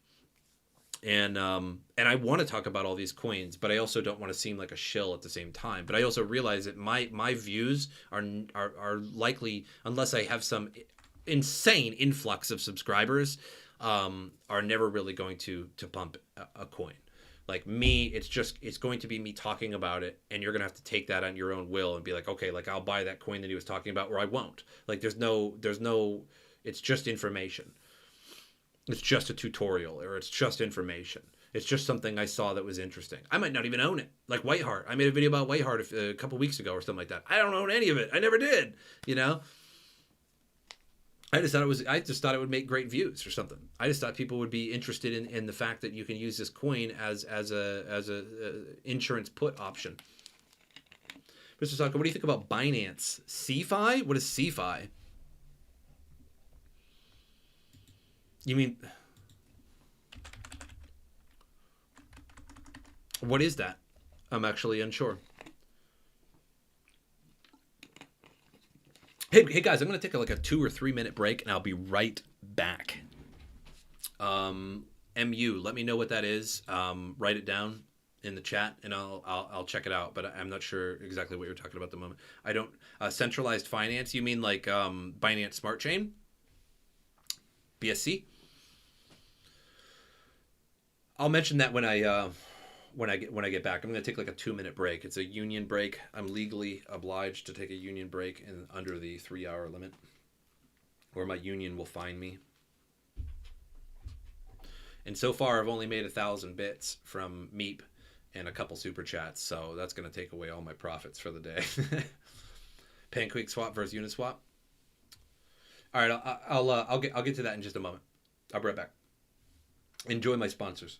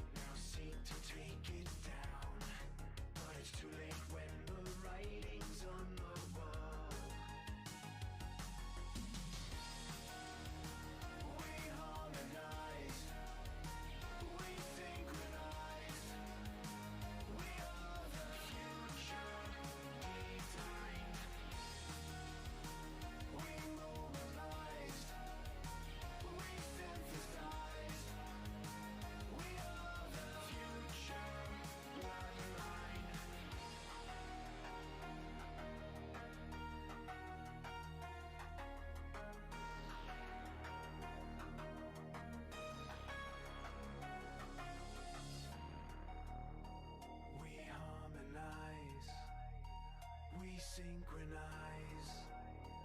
We are the future. We mobilize. We synthesize. We are the future.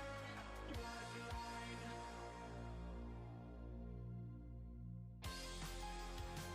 We harmonize. We synchronize. We are the future. Designed. Yeah. All right. Pascal is actually good at technology, but not in fashion price-wise. Yeah, like, you know, I'm not bashing the proof of work coin here. Like, I'm just saying that, like Chico Crypto shilled this coin because it was going down in value. He shilled it sometime. I don't remember, but I think this bump was when he shilled it or something like that. And it went up in price a little bit, but anybody that bought it just got wrecked. Like, you know that coin, I think there's a difference between shilling a coin for a developer that's paying you thousands of dollars, that's like new, like a DeFi coin or something. Like, we got this new DeFi market, we think it's really great, right? And like, here, we'd like you to shill it. Okay, like that's a kind of a different story But like to accept thousands of dollars to shill Pascal coin, which is clearly a dead coin. It's clearly a dead coin. It was a dead coin when he shilled it. It was a dead coin for years before he shilled it. And you know that like a bunch of people are going, like the reason why you're shilling it is the reason why the developer wants you to shill it is because they want more people to buy it and mine it to raise its price, right? So your job for accepting that is to raise the price of it, or at least raise knowledge of it and get people to buy it or something like that, right? So you know that some of your viewers are going to buy it because that's why you accepted the money. BitBoy promotes any coin, Chico doesn't. I mean, every video of Chico's is a promoted video. Virtually every video. What do you mean? I think I'll agree with you that BitBoy shills more than Chico, but at least Chico shills new stuff. Trust me, I don't mind Chico. Like I watch some of Chico's content. Okay, and he shills a lot of new stuff, like new NFT platforms and new DeFi. And I'll give you the fact that Chico or that BitBoy shills like crappier stuff. But for the most part, yeah, like Chico, every one of Chico's videos is a promoted video. You can click on Chico's videos and he puts how much he was paid for that video down in the bottom, and it's usually some egregious amount. Meep, thanks for the bits, man. For 1,000.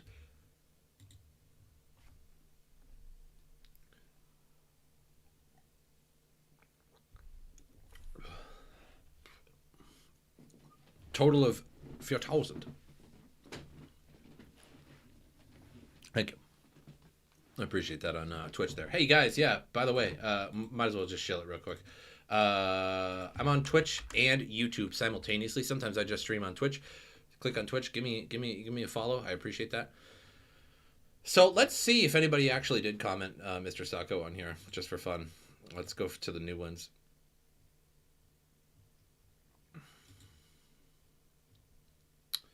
Yo, this thread is cancer. Obviously, MrSotko is the best crypto YouTube channel. Thank you, whoever did that. I got one.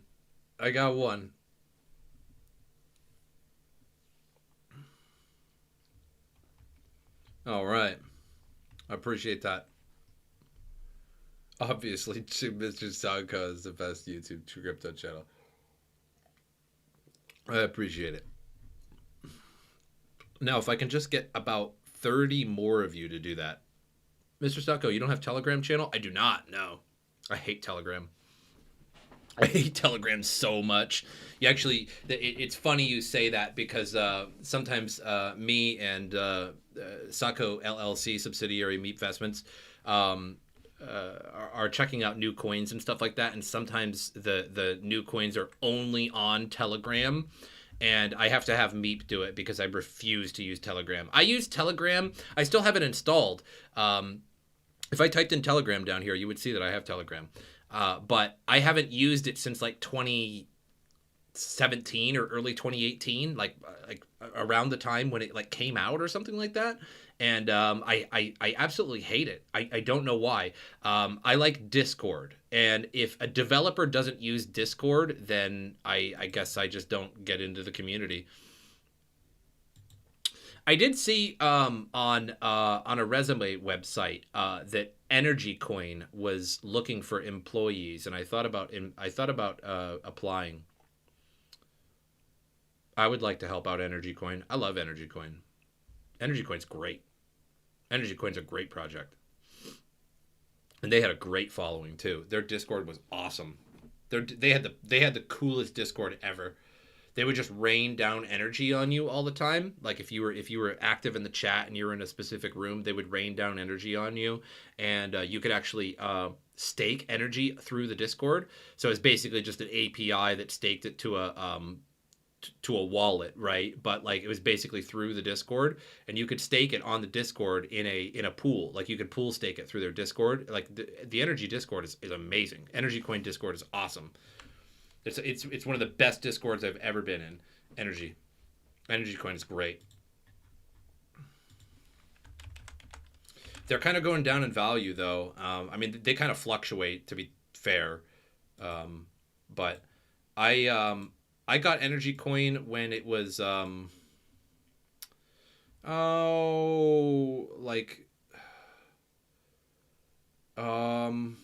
it was like $3, and I got paid 150 Energy Coin to make a video and how to stake it and stuff like that. So it was like $450 I got paid. So it was 150 Energy Coin at about $3 each. And then I bought about $1,700 of it, I believe, of my own money. And so I had about 2,200 of it. And then I moved from, that was about the time, a couple months later, I moved from Arizona to Pennsylvania. And on the way, like once I got to the hotel in Pennsylvania, like before we got our house, it was $9 and I sold it. So I made like 3 times the amount on Energy Coin. It was quite good gains. How to trust a project? That's a good question. So like I get offers all the time in my email. Let me just kind of dive off for a second here. Like I get offers all the time. Like this is my email here. Unfortunately, you don't get to see it, but you can trust me. It says interested in a collaboration with your page. I get these all the time. And in fact, just below that is it says long-term crypto cooperation. But below that, it says gaming on the blockchain. So these are all just separate emails that I get. I have a ton of them in my trash, like ton of them. Just I get like 4 a day. So let's see what this one says. It says, hello, MrSotko Cryptocurrency. Our team has been reviewing your channel and would like to potentially collaborate with you on a business opportunity with our company. On April 14th, we launched an instant invest platform as part of our Stratus launch, the world's most expansive social media ecosystem. This allows users to invest in cryptocurrencies with their credit cards in large amounts without any barriers like KYC. This is done when they want to remove their funds. So basically no KYC until you actually want to remove your fund. That's fucking great. The removal of fraud allows us to give significant commissions to influencers that refer users. Commissions are as high as 10% of the investment, 2 to 5% on BTC and ETH deposits, and up to 10% on APL GSX deposits. Some of our biggest influencers, like the Run Guys, have seen great success with this project as we flew them out to our HQ in South Africa to get some footage of our behind-the-scenes action. Feel free to check out their update video for some more footage of us and our team. And they sent a YouTube link in that, and it goes to the Run Guys video on YouTube. You can just type in the Run Guys, and they're in their HQ in South Africa, apparently. So here's the problem with all of these. I don't know if that's a scam. Should I shill that project? Should I get paid for them? This is a question you can ask yourself, and you might go, because there's a little bit of a responsibility when you're a crypto YouTuber. And I'm not saying I'm very big. I'm one of the smaller crypto YouTubers, okay? And my growth is very slow compared to some other crypto YouTubers, okay?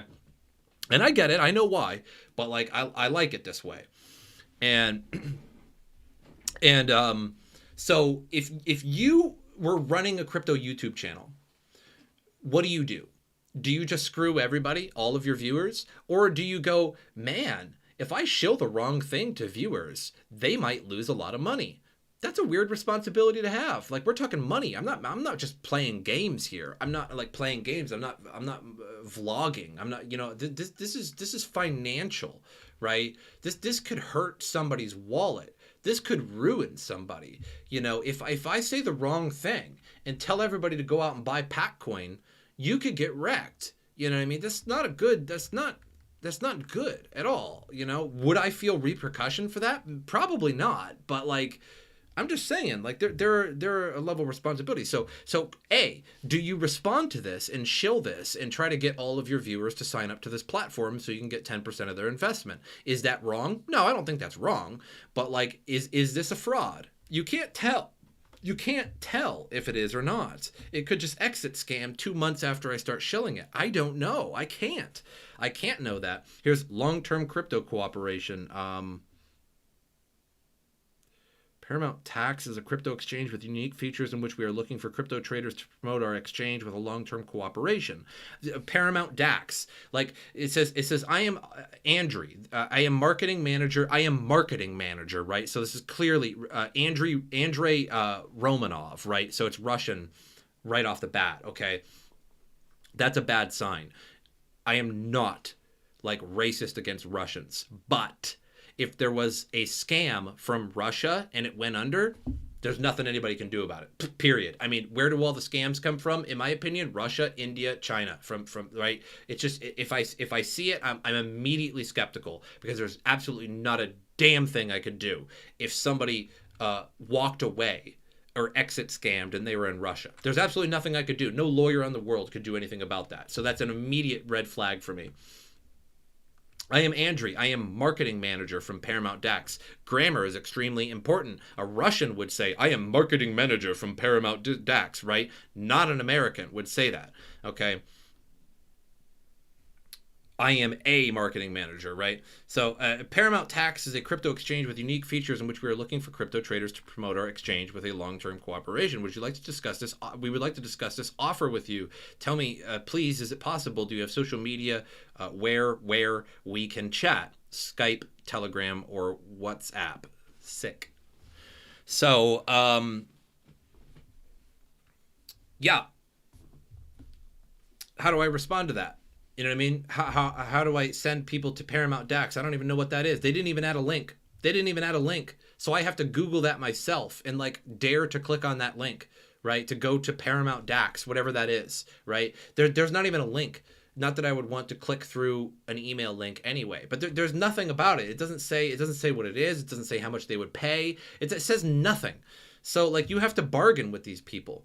Like when they want a promotion, you have to actually bargain with them. You actually have to ask them, how would you like to cooperate? How, like, you have to tell them a price, right? They don't know.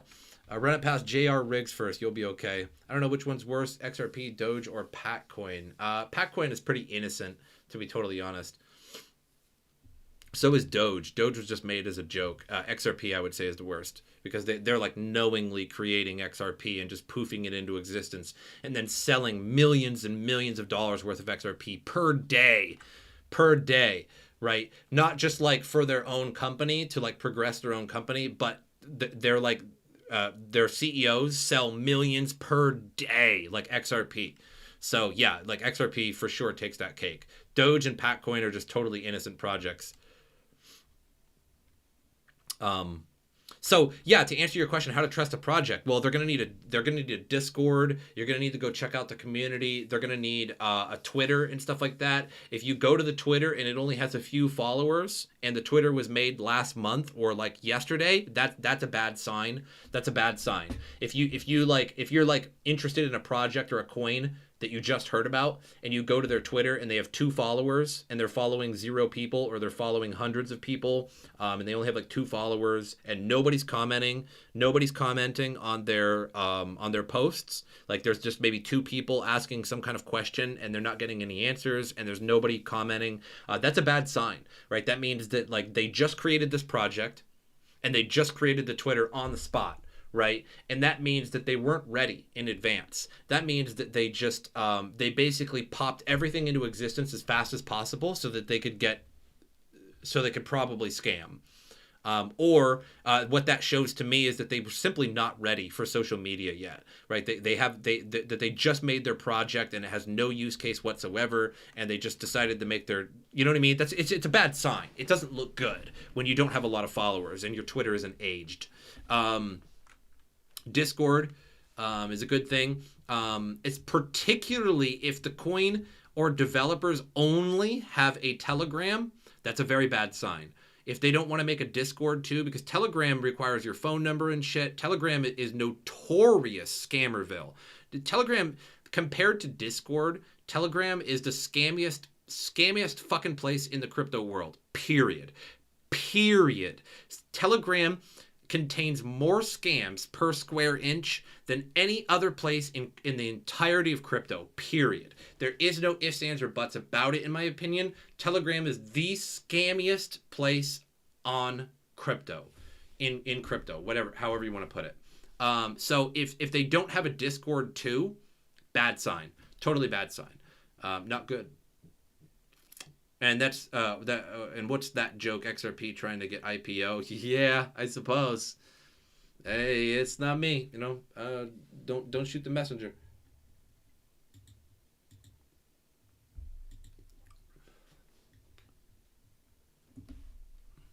That's why I don't like Telegram too. It's just it's the absolutely scammiest. You can't believe anything anybody says on Telegram. You can't believe any project on Telegram. You can't believe any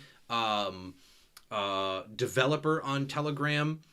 You can't believe nothing about Telegram. Don't believe anything anyone says to you on Telegram. It's absolutely the scammiest place. Man, Indian scammers love Telegram. Sorry, fuck Telegram. Pardon my French. I can't stand Telegram. It's the scammiest place in crypto. I'd rather read through the sponsored articles on Cointelegraph. Experts debate Bitcoin climate footprint. Not much of a climate guy. Let her burn. England's central bank moves ahead with CBDC. Oh, God. Biggest one-day USDC print in history marks lowest Bitcoin dominance in years. Is it really? What is the Bitcoin dominance right now? Bitcoin dominance, 46.5%. Yeah, that is pretty low. Thanks, news. Let's see. XRP drops 4% as Ripple releases 1.6 billion from escrow account. Dude, what was I just saying, Gene? What was I just saying? They're selling millions of dollars per day. Like, and we're talking the CEOs and shit like that. 1.6 billion from escrow account. Yep. Like, I was literally just saying it too. God, XRP sucks so bad.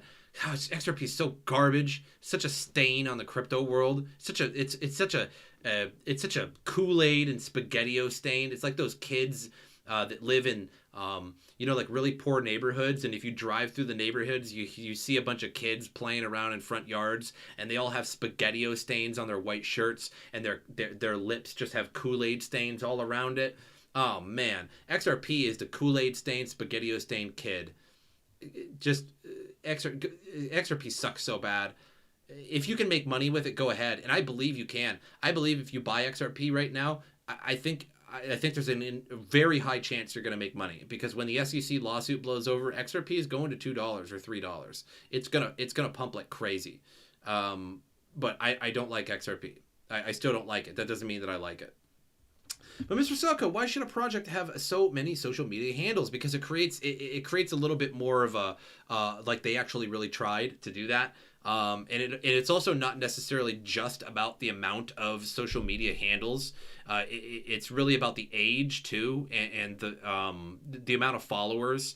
Because you can find some new project out there that's kind of shady, and you're like, okay, well, how am I gonna check this out, right? So how are you gonna check it out? Well, you're gonna go to their social media, right? You're gonna go to their social media. You're gonna stop at their Twitter. Does their Twitter only have a few followers? Well, there's nobody asking questions. There's nobody commenting to any of the Twitter posts that the thing is making. If it's a brand new Twitter too, why? Like, why did you come out with your project? Why didn't you come out with your Twitter for a while and then work and then say that you're working on this project, right? You could make a Twitter and then tweet out that, like, hey, we're working on this great new DeFi project. We think it's going to be really great. The first version is coming out in a few weeks. Get ready, guys. And like that could create hype. That's a great way to do it. But when you make your project and then you make the Twitter the same day, it's like you didn't even try.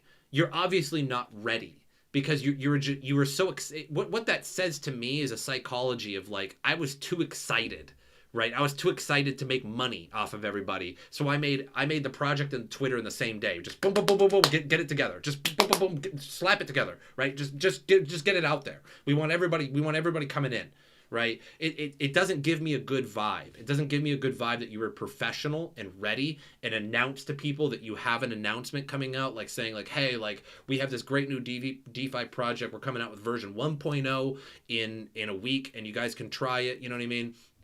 That's a different story. And then developing and then being able to market to so many people that you develop thousands of followers because your project is so juicy sounding. So all these followers are coming to Twitter, into Discord, into Telegram even, and like they're all there, right? When you have a big following, you can tell that it's a good project because everybody sees it and they get a good vibe from it. Like this is really solid ground, really solid project. Developers seem really solid. You also take a look at the developers too. Like go to the website and look at the developers. Sometimes the developers are fucking fake. They're really fake. They're actually sometimes fake. That happened a lot in 2017. And they would have fake developers and they would use like stock photographs of like stock model photographs of a few people, and they would say this guy's the CEO, but it's really a stock photograph that you can actually trace back to a model website. Stuff like that. So who is this developer? Is he brand new? That's kind of a bad sign. It's not necessarily a terrible sign, but it's not a good sign, right? Because he's unknown. Has he developed any projects before? Oh, that's the guy who developed these other projects. Like, oh man, those are really good projects. So this is going to be a good project. Or like, this is the guy that funded. Sometimes they'll have the advisors or the investors. So like basically the angel investors who gave these guys millions of dollars to create this project. And you're like, oh, I remember that guy. He funded this other project too. And so, it could be a good project because this guy obviously funds good projects, So you take a look at the developers, you take a look at the followers, you take a look at their social media. You have to encompass the whole thing. And if you're good at reading code and they have their code open, like it's an Ethereum contract, take a look at the Ethereum contract. You can see if the contract is open, exit scam. They can just exit scam. They can change anything about the contract. If the contract is fully solidified, they can change nothing about it. They'll have to hard fork away if there's a problem later on. But sometimes contracts are totally wide open. And that means that the developer can go in there after they solidify the contract and totally change it however they want. They could exit scam, they could remove it, they could create themselves new coins, they could do anything they want. So there's a ton of things you could do to see if a project is legit or not. And then even sometimes you still don't know. And yet there is a lot of people defending it. Kind of feel bad for those who put their entire savings in it. Hey man, it's making money. I mean, like if you put your entire savings into it at 20 cents, you're real good. You're super good right now. I mean, if you bought in at $3, you're still not good, right? But if you bought in, it was at 20 cents for like a year straight. If you bought it then, it's a dollar $1.60, something like that now. Hey, you're good. You're $1.56. You're way up there, right? But it depends on when you bought it, And I don't bash anybody for buying it because I think if you bought it right now, I think it's for sure going to be $2 when the I'll be tickle me surprised if it's not, like if it dumps. Here's the thing, like when the SEC lawsuit blows over, all the exchanges will have to reevaluate. And they'll say, okay, the SEC thing went away, so we will unsuspend or relist XRP. Because there's seriously 30 exchanges that unlisted or delisted, that unlisted or suspended XRP. 30 of them. It's so much volume was totally suspended from XRP. So a lot of people might have moved their XRP to a different exchange that did not. But a lot of people it's still there. And just because they unlisted it or suspended it doesn't mean that they got rid of the wallets, right? So you could still have your XRP on Coinbase, but you can't trade it. You can only move it off of Coinbase or probably move it to, I'm not sure if they let you move it to, but probably off Coinbase, right? So that's the only action you can take. So when XRP does get relisted, when it blows over, that means that 30 exchanges are going to relist XRP. So I think there's a lot of people that bought in at 20 cents around that time that the SEC thing came out. It was 20 or 30 cents and it really dumped the price down to 22, 20 cents. And So there's going to be a lot of people that bought in that have not been able to sell their XRP. So I think as soon as it blows over and it gets relisted, there's going to be a little bit of sell pressure, but I think that's going to get bought right up. I think it's going to go right to $2. There's going to be institutions wanting to rebuy it. There's going to be people who sold it because they just didn't want any trouble. Like, oh man, I want to get rid of XRP because because I really like my XRP, but I wanted to get rid of it because I didn't want any trouble. I didn't want it to disappear or get fined or something like that for holding on to a security, right? So there's a lot of investors that straight up got rid of it, period. And we know this. Like this is totally objective. Like the price super dumped. So a lot of people got rid of it. So those people might be like, oh man, my favorite coin XRP. I'm in the XRP army. I'm coming back, right? Once the SEC lawsuit goes away, and they're going to rebuy in. How to know what a project is fundamentally strong, which will be able to make a difference in crypto industry and not just spending on marketing and on social media handles.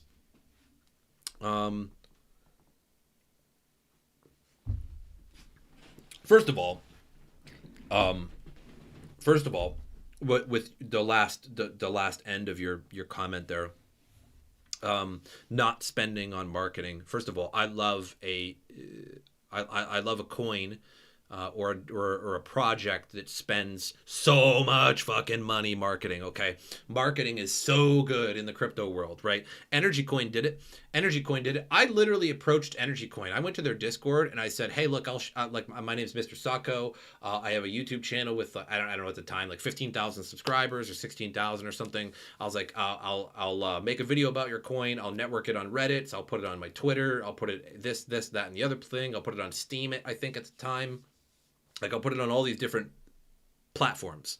I will network it for you. I tell them how that works, that it will cache it on Google whenever you type in Energy Coin or how to mine Energy Coin or something like that. My video will probably come up. Their shit will pop right up, right? This is a good deal for them. And they have the money to be able to pay these people to disseminate the information. That's going to pump a coin. That's going to get a lot of people on the coin or project fast. Ones that don't, you can tell, because as soon as it comes out, it stagnates something fierce. And you're like, this project sucks. And it just, nothing happens. It'll make a difference in the crypto world. Well, first of all, too, is it like not just having social media, but them actually disseminating information, like that they're actually active on their Discord or Telegram and they answer questions and they actually have development. You can also see roadmaps. You can go to just about any project's website and they'll usually have a roadmap and it'll be like, Q2 2021, we plan on doing this. Q3 2021, we plan on opening up our NFT, and Q4, like we're going to add it to all these different exchanges, etc. Like they'll have a roadmap. And if that roadmap looks pretty good, well, that's pretty good. But again, I think the fundamentally strong thing is basically the same thing I said about it not being fake. Like you have to go and see the developers. Like, are these developers good? Are they new? Did they have other projects? Like, oh, that developer made this project and that project's really good. So this one's probably going to be pretty good too. Like check out their advisors, check out their investors, because usually investors only invest in something that's really, really good looking, right? And just shit like that. I mean, there's a ton of things you can do. Like, I think basically your question fundamentally applies to the same question you had previously. Like, is it a fake? And the way that I have to answer that is basically the way I have to answer the same question there. But like, don't worry. Yeah, like I don't think it's a bad thing at all for a project to spend a ton of fucking money on marketing, because they could do it two ways, right? These projects end up like pre-mining, or they end up having like 10% or 20% of the tokens allocated to them. And that's for paying for their pizza, paying for programmers, paying for overhead, like an office so that they can work, paying for everything, right? And if a team is like, hey, like we want to spend a bunch of money on marketing, I think that's a good thing. Maybe there is a level of which, like, maybe it's too much marketing and not enough actual work. But marketing is a super good thing, because when you buy a project that doesn't have any marketing, you can tell right away. They like their social media is dead. They're not disseminating information. You can tell from the price that just nobody's buying it. Nobody's heard about it. Like Whiteheart Whiteheart's a perfect example. Whiteheart. I made a video about Whiteheart about 2 weeks ago. It's a token that basically is a put insurance option. So basically, like if you have Ethereum, and let's say Ethereum is $1,000, so you pay some money, and if Ethereum goes down to like $400, you get some of that money back. Like it's like an insurance for money going down. Now, if Ethereum goes from $1,000 to $2,000, it's void. You just basically paid money for nothing. But if it goes down significantly and you choose to exercise that put option, you get your money back. It's like insurance, which I think is great. There's nothing else like that in the crypto world. I haven't come across that. Maybe there is, but like it seems pretty rare because I've never heard of it, right? But I know what an insurance put option is, but like it's not in crypto, but now it is. So I thought it was a great coin, so I made a video about it. But you can tell that the girl who made it is actually a female programmer. She's actually notorious for a couple other projects as well, but she markets extremely poorly, and she's notorious for that, for like not marketing at all. And like two, the information on the Whiteheart website is so vague that if you haven't been into crypto for a while, you'll have no idea what's going on. Is anybody else going to give a super chat? I hope they do, Kelly. But like, yeah, anybody else has no idea what's going on with Whiteheart. So marketing and information is a super good thing that I think you should pay for if you're a big developer. Absolutely. I think you should definitely have a YouTuber list.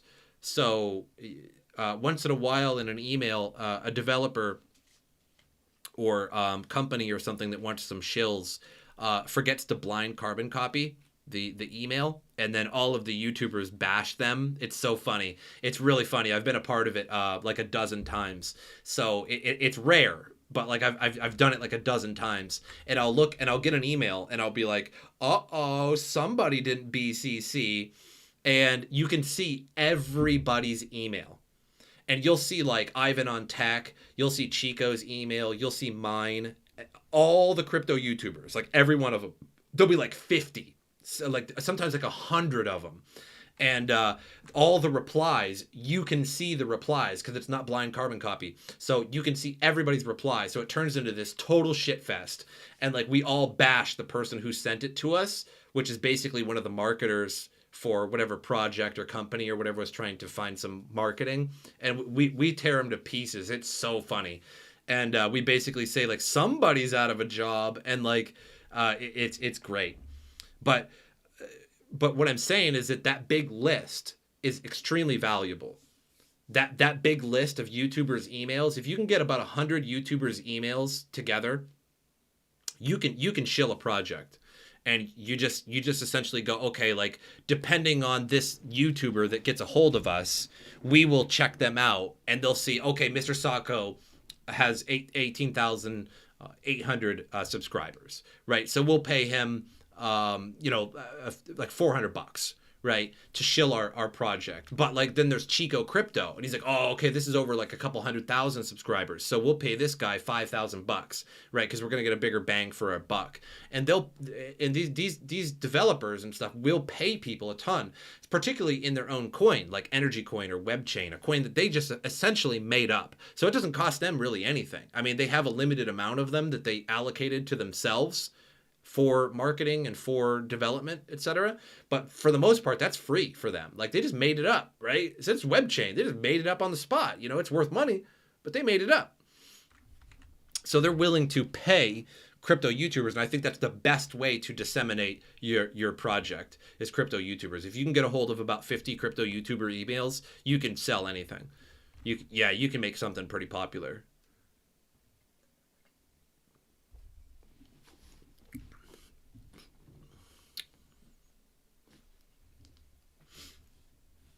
Let's see what else we got. Back to cryptocurrency Reddit. If you see a YouTube or TikTok video telling you to invest in some coin, it's too late to invest in that coin. I disagree on that. I've seen plenty of like Crypto Chico shills. I remember I watched a Crypto Chico video on Energy Web Token. And I bought it. I bought it at like $19 and some odd cents, and I sold it at like $21. So I made like it was like $1.50 or something like difference. It was something like that, and I just sold it immediately at like $1.50 higher. I actually could have waited. It went up several dollars more, but I made good money on that. I bought a bunch of Energy Web token, and I knew that over the course of about 24 to 48 hours, Chico's crypto's video is going to get maximum views. It takes about 48 hours, maybe 36. And I knew that like people behind me were going to be buying this token. And so I made money on that. So I disagree with that, with this fundamentally. If you see a Crypto Chico video and he's like, oh, Energy Web token, blah, blah, blah, it's the future or something like that, and it's $20, it's going to be $22, $23 pretty fast within a day. So yeah, that's sometimes an easy way to make money. One more thing is there a way to do valuation of coins to find that a coin is overvalued or undervalued? Not really. Not really. Maybe somebody else could explain that better than me, but I really don't have an explanation for that because, I mean, like for example, I think Ethereum is far undervalued. I think Ethereum is insanely undervalued, and you heard me talking about it earlier. That if you can make $1 billion token for $50 in Ethereum, that's undervalued. That's like the definition of undervalued. I can make $1 billion token as long as they of course have good backing and whatnot. You know what I mean? I'm just saying it's really easy, but I can make $1 billion token for $50 in Ethereum. That's undervalued. I think that's like going to the store and they're like, would you like to buy this milk? And they're like, give us a penny. And you're like, what? A penny for a gallon of milk? That seems super undervalued. And they're like, oh, right? So it's super undervalued. $2,900 Ethereum, way too low, way too low. Dogecoin, 37 cents. Historically, for 90% of its lifespan, this is probably even more, but 90% of its lifespan was under 1 cent. Under 1 cent, so a fraction of a cent, right? Is now 37 cents for no reason. Dogecoin has no purpose. It's 6 market cap now at 37 cents. It's 6 on the market cap. There's no purpose for it. It inflates 10,000 Doge per minute. Every block is approximately 1 minute on Doge, and it creates 10,000 Doge plus fees from Doge, usually about 500 extra Doge, something like that. So 10,000 Doge every 1 minute. So if Doge was like $1, we're talking every 1 minute it's creating $10,000 in value. It's creating it, like without anybody selling or moving any coin or anything like that. Imagine if Doge was $1. Its circulating supply. Check this out. Its circulating supply is 129 billion Doge. So if the market cap right now, boom, just instantaneously was $1, it would be about $129 billion market cap, okay? Duh. But every 1 minute, Doge increases by 10,000 Doge. So it would essentially be creating, poof, out of thin air, $10,000 per minute. I think they're just having fun with it. I think Elon Musk is having fun. I think he's trolling everybody. I think he's just having fun with it. He knows that like if he tweets it, it's just going to go up in price. He's probably hilarious. Elon Musk is a weird guy. Elon Musk has Elon Musk for sure has like autism.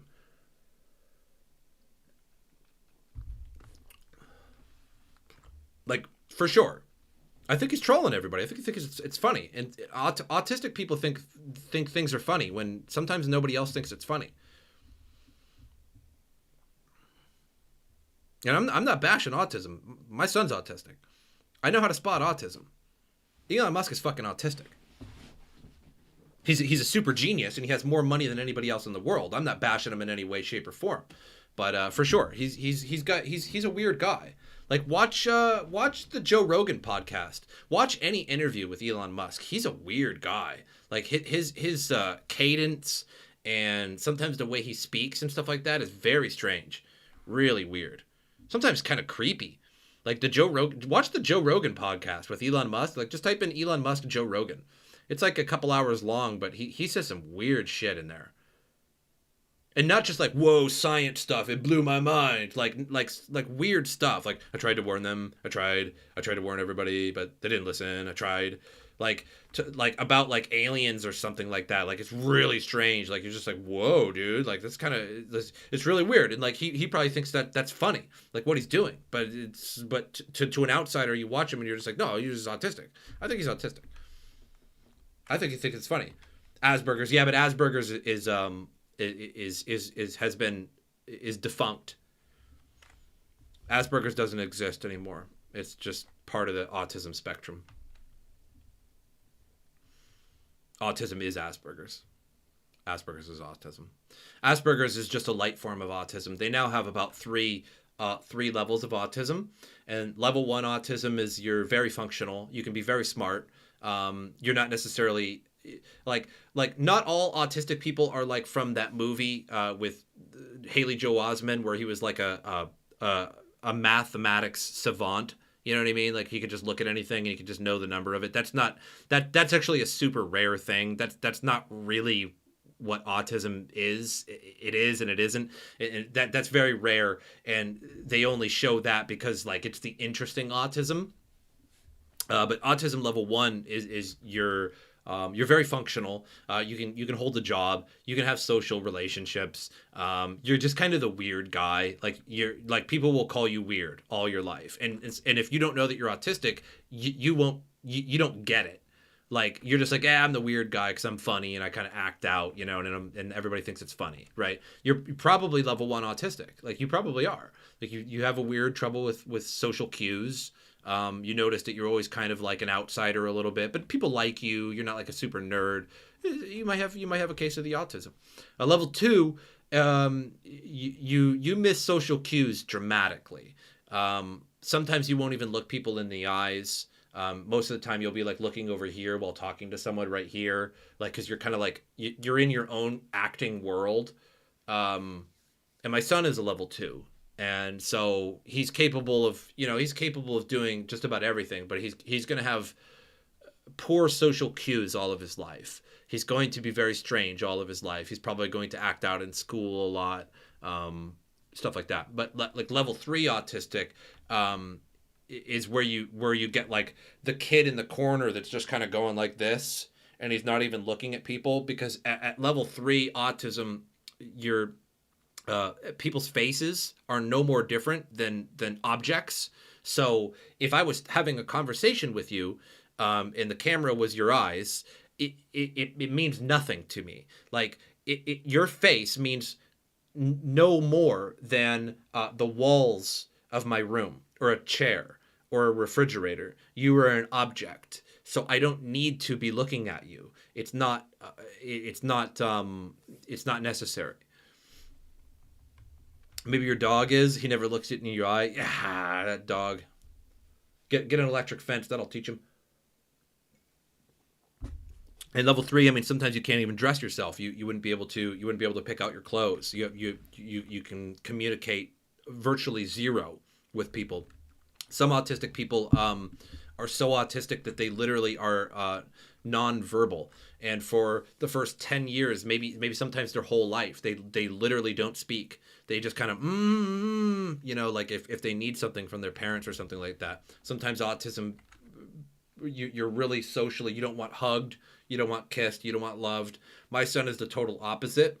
He's very, very social, like too social. Like he will sit on strangers' laps, like at the hotel. Like we came to the hotel like a couple years ago before we moved into the home, and so we had to stay at a hotel for a little while. And like when we were out on the balcony, there's like fire pits and stuff like that, and like a big hotel, so there's always other people. And he would like run up to other people, like he runs up to other people. He'll just immediately have a conversation. He sat on an old guy's lap once, and we were like, my wife and I were like, I'm so sorry. And he's like, oh no, it's fine. It's just like, he's a boy, you know. And it's like they're just having a good conversation with him around the fire pit, like this old couple. Like just he's like, he's okay, like he's fine, you know. And we're just like, we're still so sorry, you know. So I think Elon Musk is, I really do. I think more people in this world are than they believe. I think autism has been severely overlooked. By the entire world. I think a lot of people, if you went to a psychiatrist and really got evaluated, she'd be like, yeah, like he or she would be like, yeah, like you're probably autistic. Like if you've always had trouble with social cues and stuff like that all your life, it's like, yeah, you probably got a touch of the autism, but it doesn't change your life. I mean, you're still like, oh, I still got to go to my job. Like I still make money. I like, it doesn't change your life, but it's a possibility. Coin Bureau on YouTube is quality content, especially for newbies. Oh man, dude, here they go. Coin Bureau and Benjamin Cohen getting shilled constantly. It's so weird. Mark Cuban says 60% of his crypto portfolio is in Bitcoin. Well, that doesn't mean much because you could have $100 portfolio and 60% you could have $60 in Bitcoin. So I don't really, unless they say what his portfolio is, but let's face it, Doge could end up a success. Yes, Doge, other than no value other than a currency, and Bitcoin already has that role. Yeah, I suppose so.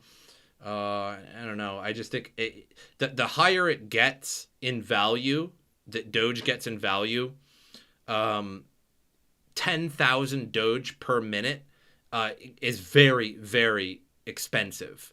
So, like, if Doge was $1, that's 10,000 Doge a minute. That's $10,000 a minute. If Doge was $2, that's $20,000 a minute, just adding to the market cap. So if the market cap stayed the same, or if, you know what I mean, like if the price stayed exactly $1, the market cap is just going to continuously increase. It's just going to boop, continuously increase, and eventually people are going to sell it. And $10,000 per block per minute, that's a lot of selling pressure. It's just, I think the higher that Doge goes, the more impossible it is to sustain that. It's just too inflationary, and people don't get it. Like people don't get that. They're like, oh, I want $2 Doge. This could be $5 Doge. If it was $5, it'd be $50,000 per minute. On that would be tens of millions of dollars market cap, maybe even hundreds of millions of dollars market cap. I'm not sure, per day. Like it'd be so much, $50,000 per minute, every minute of every day, and that's got to go somewhere. It's got to go somewhere. And if it just piles up in miners' wallets, well, that's fine. But eventually they're going to sell. It's just, there's no way it can sustain that. I don't see it happening. It's too much. I don't know. Citibank says Bitcoin may be optimally positioned to become the preferred currency for global trade. They've said that before. Having the mindset of wanting to get rid of wanting to get rich in an extremely small amount of time is dangerous. Oh, man. Yeah, but it's probably true, though. As people make these posts, like these altruistic sounding posts, so that people upvote them, coming close to returning that magic 12 cents per comment upvote. Well, damn. Binance to donate over 1,000 oxygen connectors. Come on, give me some good stuff. Don't F around when it comes to taxes. But don't mess around when it comes to taxes. But this isn't professional legal advice. So yeah, we figured that. That's like the guy Tone Vase. He sort of mumbles and grunts. I don't think I've ever watched Tone Vase for more than like 10 seconds. I wouldn't know.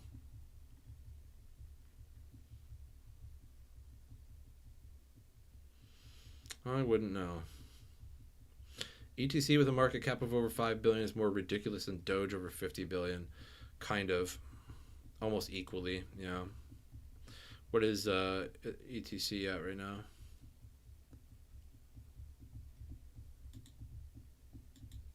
$5.5 billion. $43 Ethereum Classic. That's basically all-time high. What else we got, guys? Click the like button if you guys are enjoying it. Click the like button on the live stream, and let's get that number pumped up, because that certainly does help me. It kind of pushes the algorithm up a little bit. It's kind of like upvoting on Reddit. It really actually does pump up the algo a little bit. GHD 14 million Doge per day, which means a lot of people have to keep buying to maintain that price. Oh, did you do the math there? So it's 10,000 per minute. So it'd be 14 million per day. Yeah, exactly. So if that's the case, if that's the number, then it'd be $14 million per minute. Thoughts on Doge? Was literally talking about Doge for about 5 minutes here. Um, I think the price is just because GameStop. The whole GameStop thing. Basically, what happened is that Doge was under 1 cent, like it always was. Doge has been under 1 cent for basically 90% of its life. Like if you take a look at the max chart of Doge, so this is like the only time that it was over 1 cent was right here on January 28th, 2018 for a couple days. So ever since it was incepted, it's been under 1 cent. Like, look, it's not going over 1 cent. It's been 1 cent for like 90%, under 1 cent for like 90% of its entire lifespan. And then the GameStop fiasco came out where, Reddit was pumping GameStop, and there's this Reddit called Satoshi Street Bets. And on Satoshi Street Bets, they pump cryptocurrencies, and they chose Doge because GameStop was a meme, so they chose Doge because it's a meme, and they decided to pump it. That's the reason why the price is what it is. And it kind of reached mainstream media attention because the pump was so big. And now I see it on my personal Facebook and stuff, like people investing into Doge for the first time of any crypto, and they're doing it with Robinhood. So they're not buying it, they're not transferring it to their wallet, they're not mining it, they're not understanding it. They've never done any of that. They think it's new. It's been around since 2013. So they're newbie investors. They're just pumping out of desperation, and it might continue. Who knows? The one thing that I was just talking about, $129 billion, right? So that's a lot. So imagine a $1, 10,000 Doge per minute is $10,000 per minute that has to be sold at some point. So that's a ton of money being pushed down constantly. So the higher the price of Doge gets, the more that's being created every day. So somebody says 14 million Doge per day. I haven't done the math. I could bust out a calculator, I guess. But I'm going to agree with that for sure. Why not? 14 million Doge per day. So if it was $1, it'd be $14 million per day being added to the market caps. That's $14 million it needs dumping every single day. If Doge was $2, it'd be $28 million per day needing dumping on the market. It's simply too much. If enough people buy it, it'll pump. Yes, but what I'm saying is that the higher the price goes, the more that's being created out of thin air per day. And I know that that's the way a lot of cryptocurrencies works. Obviously, like Ethereum is mineable. Bitcoin is creating Bitcoin every day, right? But we're talking 10,000, okay? So at this price, it doesn't really matter. At this price, it's not so bad. But at $1, it starts to become $14 million worth in miners' wallets every single day that needs dumping out of the market. 14 million. And that's a lot of Doge. That's $14 million. Now we're not talking retail investor amount, of some guy going and buying $1,000 or $5,000 or $500 worth of Doge, or some douchebag bringing up Robinhood and buying $300. Like, oh, I got $300. I'll buy it. It'll go to the moon, right? That's not going to move Doge at all at that point. $14 million versus your $300 that you're investing on Robinhood. It's not going to make a dent. It's like throwing rocks at a tiger tank. It's not going to happen, right? You're not going to penetrate it. You're throwing rocks at it's solid steel at that point. The $14 million is crushing you. So imagine if even people were still buying, and it went to $1.50, that's $21 million now pushing against you, 21 million. And it just keeps going up and up and up. 10,000 Doge per minute. So if Doge was like $5, imagine that, 14 times 5 million, pushing it down. So like $70 million a day being pushed down on you. Of people just randomly buying, like hearing about it on Facebook and then going, I'll download Robinhood, I'll click on your link, and they put in $300, but then they get $70 million dumped on them. It's not going to happen. The higher it gets, the worse it's going to get. Any views on PancakeSwap? Yeah, I mean, it's really, I guess I don't have many views on it. I mean, it just seems like Uniswap, and I don't think these swaps are particularly usable for the majority of people at the moment.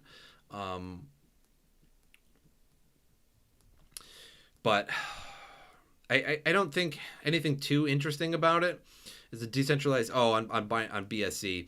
Yeah. So BSC is a different story than Uniswap. So sorry. Yeah, PancakeSwap's on BSC, and Binance Smart Chain is doing pretty good right now, to be totally honest. Like, it's a centralized chain in which a bunch of developers can slap their new DeFi coins and whatnot on it, and that's great. And now you have to get past the centralization of it, the centralized nature of BSC, but its fees are significantly less than Uniswap.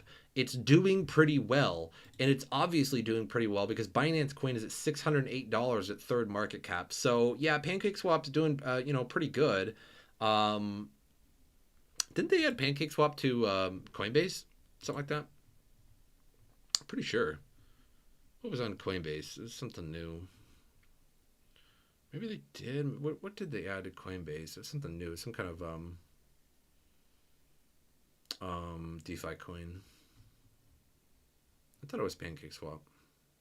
Oh no, it was Sushi, right? Sushi was on Coinbase, if I'm not mistaken, not Pancake.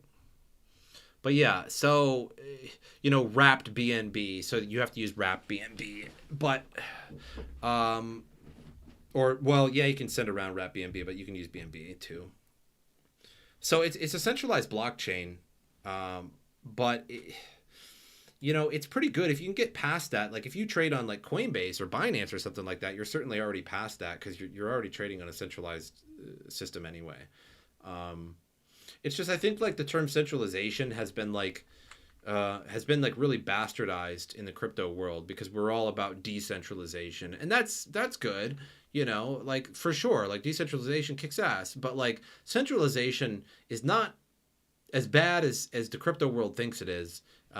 We have a ton of things that are decentralized. You can go ahead and use them. But Binance decided to make their own blockchain for developers to just pile on low cost, low fee new tokens and stuff like that have just as much functionality as Ethereum does. And I think that's a fine idea. I really don't have much of a problem with Binance Coin and Binance Smart Chain. I know some people do because it is centralized, but hey, if you don't like it, don't use it. Use Uniswap. Go ahead and pay $80. Go ahead and pay $80 for a transaction to use your decentralized service. That fine with me. But I don't care either way. But I think it's pretty good. Like PancakeSwap and Uniswap. Or excuse me, PancakeSwap and Uniswap, yeah, are like two entirely different things. Like one is insanely expensive, one is on a centralized blockchain that's very, very, very much less expensive than Ethereum. So, that's really my thoughts on it. I don't think I can really get into the details of either one of them, but more so Uniswap, but not so much Binance Smart Chain. But that I don't know. That's my thoughts on it. I'm not much of too much of a stickler for centralization. I don't like XRP because of it, but I don't like XRP for a lot of reasons. I don't like XRP because the developers are always dumping millions of dollars on shareholders and shit like that. But Binance Smart Chain is doing well. Objectively, it's hard to get around. It's hard to argue your way around that. It'll need a hard fork, but not many developers are working on it.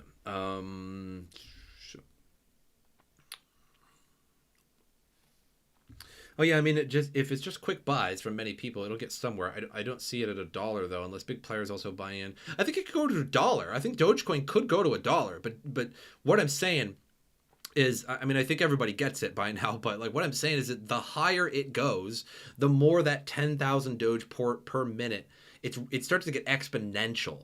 Like $1 Dogecoin is creating $14 million of sell pressure per day. That's a lot.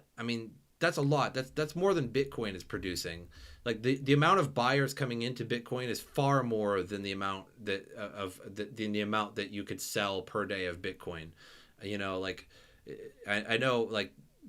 there's like what is it, like 400 and some Bitcoin produced per day. I lost track when it went down to 625, 900 per day, something like that. And that's a lot of Bitcoin. That's a lot of money, but there's also a lot of money coming into Bitcoin, and I think it kind of evens out with the trade volume and stuff like that. But once Dogecoin gets to $1 or $2, that's a lot of pressure going down. because I think Dogecoin is being pumped not by institutions, not by companies, but rather retail investors buying into Robinhood. Because on my personal Facebook, there's a ton of old friends of mine that are talking about Robinhood and Doge and like Doge to the moon, and they don't know how it operates. They don't know anything. I could ask them a question like, what algorithm is Dogecoin? They would have no idea what I'm talking about. I'd be like, do you have a Dogecoin wallet? They would have no idea what I'm talking about. I'd say, do you know that Dogecoin creates 10,000 Doge per minute? They would have no idea what I'm talking about. Like, do you know how it's mined? Wouldn't have any clue.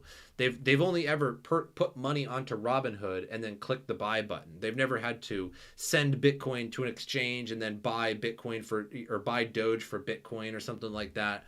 They've never had to do any of that. They don't know how it works at all. These are all retail investors pouring money into it because they keep hearing about it and they keep seeing other people on Facebook talking about it, and that's pretty unprecedented because I've had a personal Facebook since it came out, since like Facebook came out, and I've been crypto YouTubing since 2017, and I've never once heard anybody talking about Bitcoin, Doge, Litecoin, Ethereum on my personal Facebook until this year. Just now, literally this whole time, never once have I ever heard Bitcoin mentioned on my personal Facebook, and I've had it since before Bitcoin existed. So this is all retail invested. So like we're talking like some dude who is like, I'll download Robinhood. That sounds awesome. Thanks. Because they're friends on Facebook, like legitimately, like not just like some shill out there. And they download it and they put $300 into it. They don't have so much money. These are retail investors just piling into it because it's FOMO. And once it starts to really pressure them down with the amount of Doge being created that they don't know is being created. They think this is new. Like this coin has been out since 2013. Could they tell you that it's been out since 2013? Fuck no. They couldn't tell you the algorithm, how old it is, anything about it. Nothing. They just downloaded it on Robinhood. Just boop, boop, boop, right? Put some money in. And once this price keeps rising and that Doge per minute keeps hitting them, they're going to get wrecked. A lot of people are going to get fucked.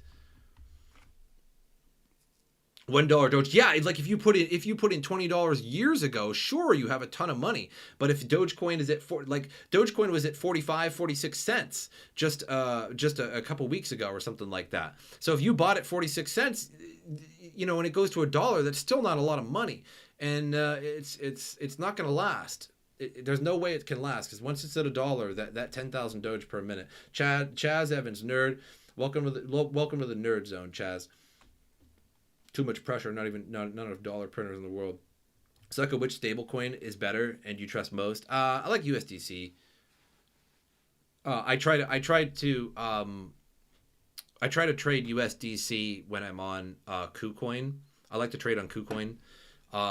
And the reason why I like to do that, the only problem with USDC is they don't have a lot of pairing on KuCoin. Most pairings on KuCoin are under Tether, which is fine. But I like USDC. It stays at $1 more. Tether likes to jump around a little bit. Tether's weird. And sometimes Tether likes to be at 99 cents. Sometimes Tether likes to be at $1, 0.0, like 10, like cents. Like it's weird. It fluctuates more than USDC. And there isn't a lot of pairing of USDC on KuCoin.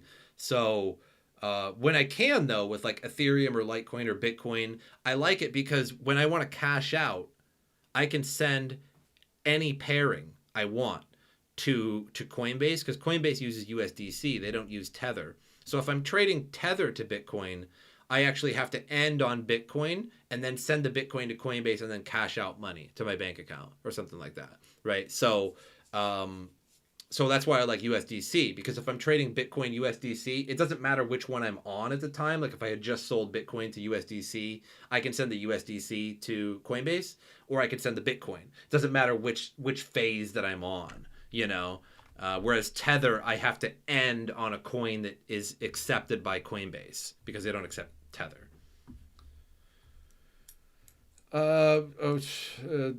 Messages going away. Sorry, I couldn't read them. I don't know what happened. If the dollar devaluates, will the US dollar stablecoins also lose their value? It's a good question. I guess so, yeah. right? I guess so, because then it's going to take more. If the dollar devalues, they might actually have to pump additional USDC, and that could create a problem. I think that's a problem that people talk about with Tether, that they're not fully backed. So if the dollar devaluates, they don't add additional USDC, then there really isn't enough USDC in circulation, and it could all on one short bank run.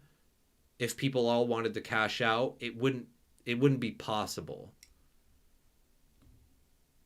So in reality, I think you would have to, if the dollar was inflating and devaluing, I think you would have to artificially inflate USDC, right? I'm not much of an economist. I mean, I took economics in college, but I guess not that much. So I would imagine that you would have to add additional USDC. Yeah, that's a good question, man.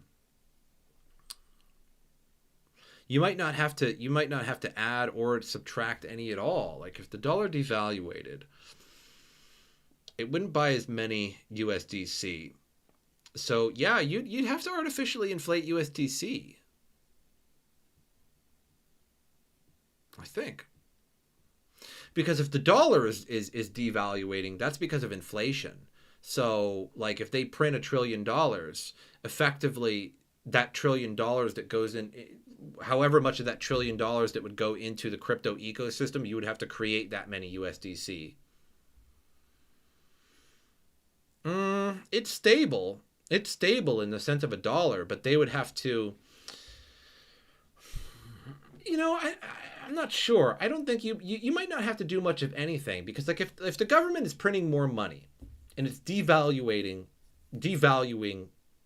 the US dollar, well, people are going to be investing the US dollar because they know that if they buy stocks or if they buy bonds or if they buy gold or if they buy crypto, then the crypto is going to be increasing inherently.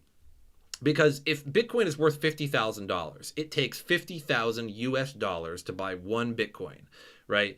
And then inflation comes, which inflation is always a long-term thing. It's rarely, except in like, honestly, in developing nations, it's a pretty rare problem for first world nations on Earth. But if rapid inflation came, then that would mean that it now takes more US dollars to buy that Bitcoin.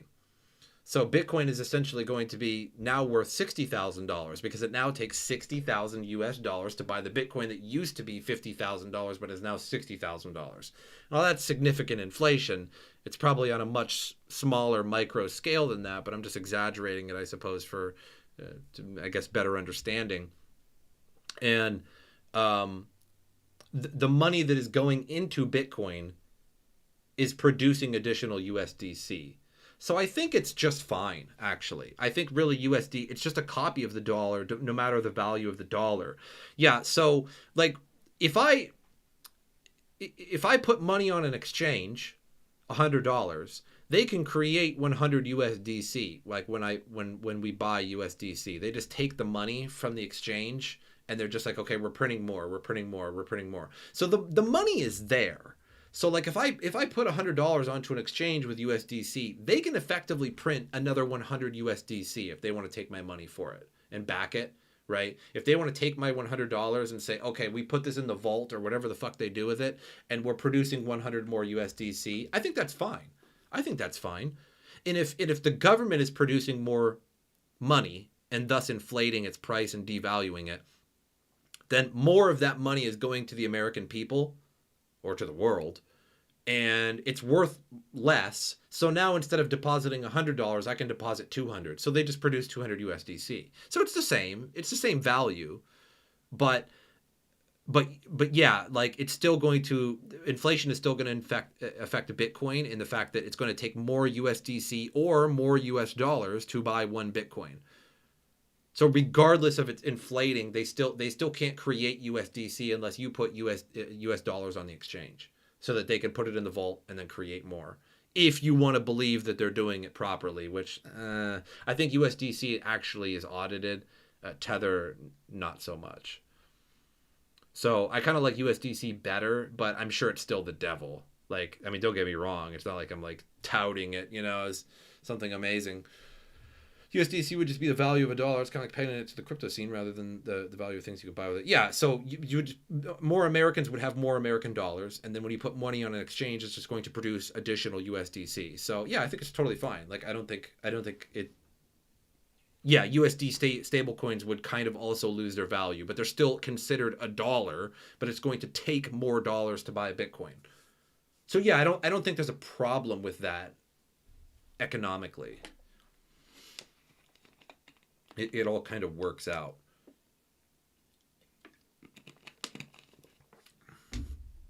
Hey guys, I'm also live on Twitch as well.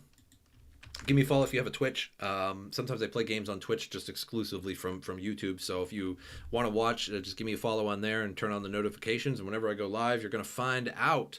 So give me a follow on those if you get the opportunity to do so. Also, channel members. Our channel memberships are active, so click the join button. It should be below. It depends on what device you're on, I guess. I think it might even be in the cash button at the bottom on the channel. It's a $2.99. You become a member. You help out the channel. You get a badge. You look 32% cooler when you comment when you have that badge.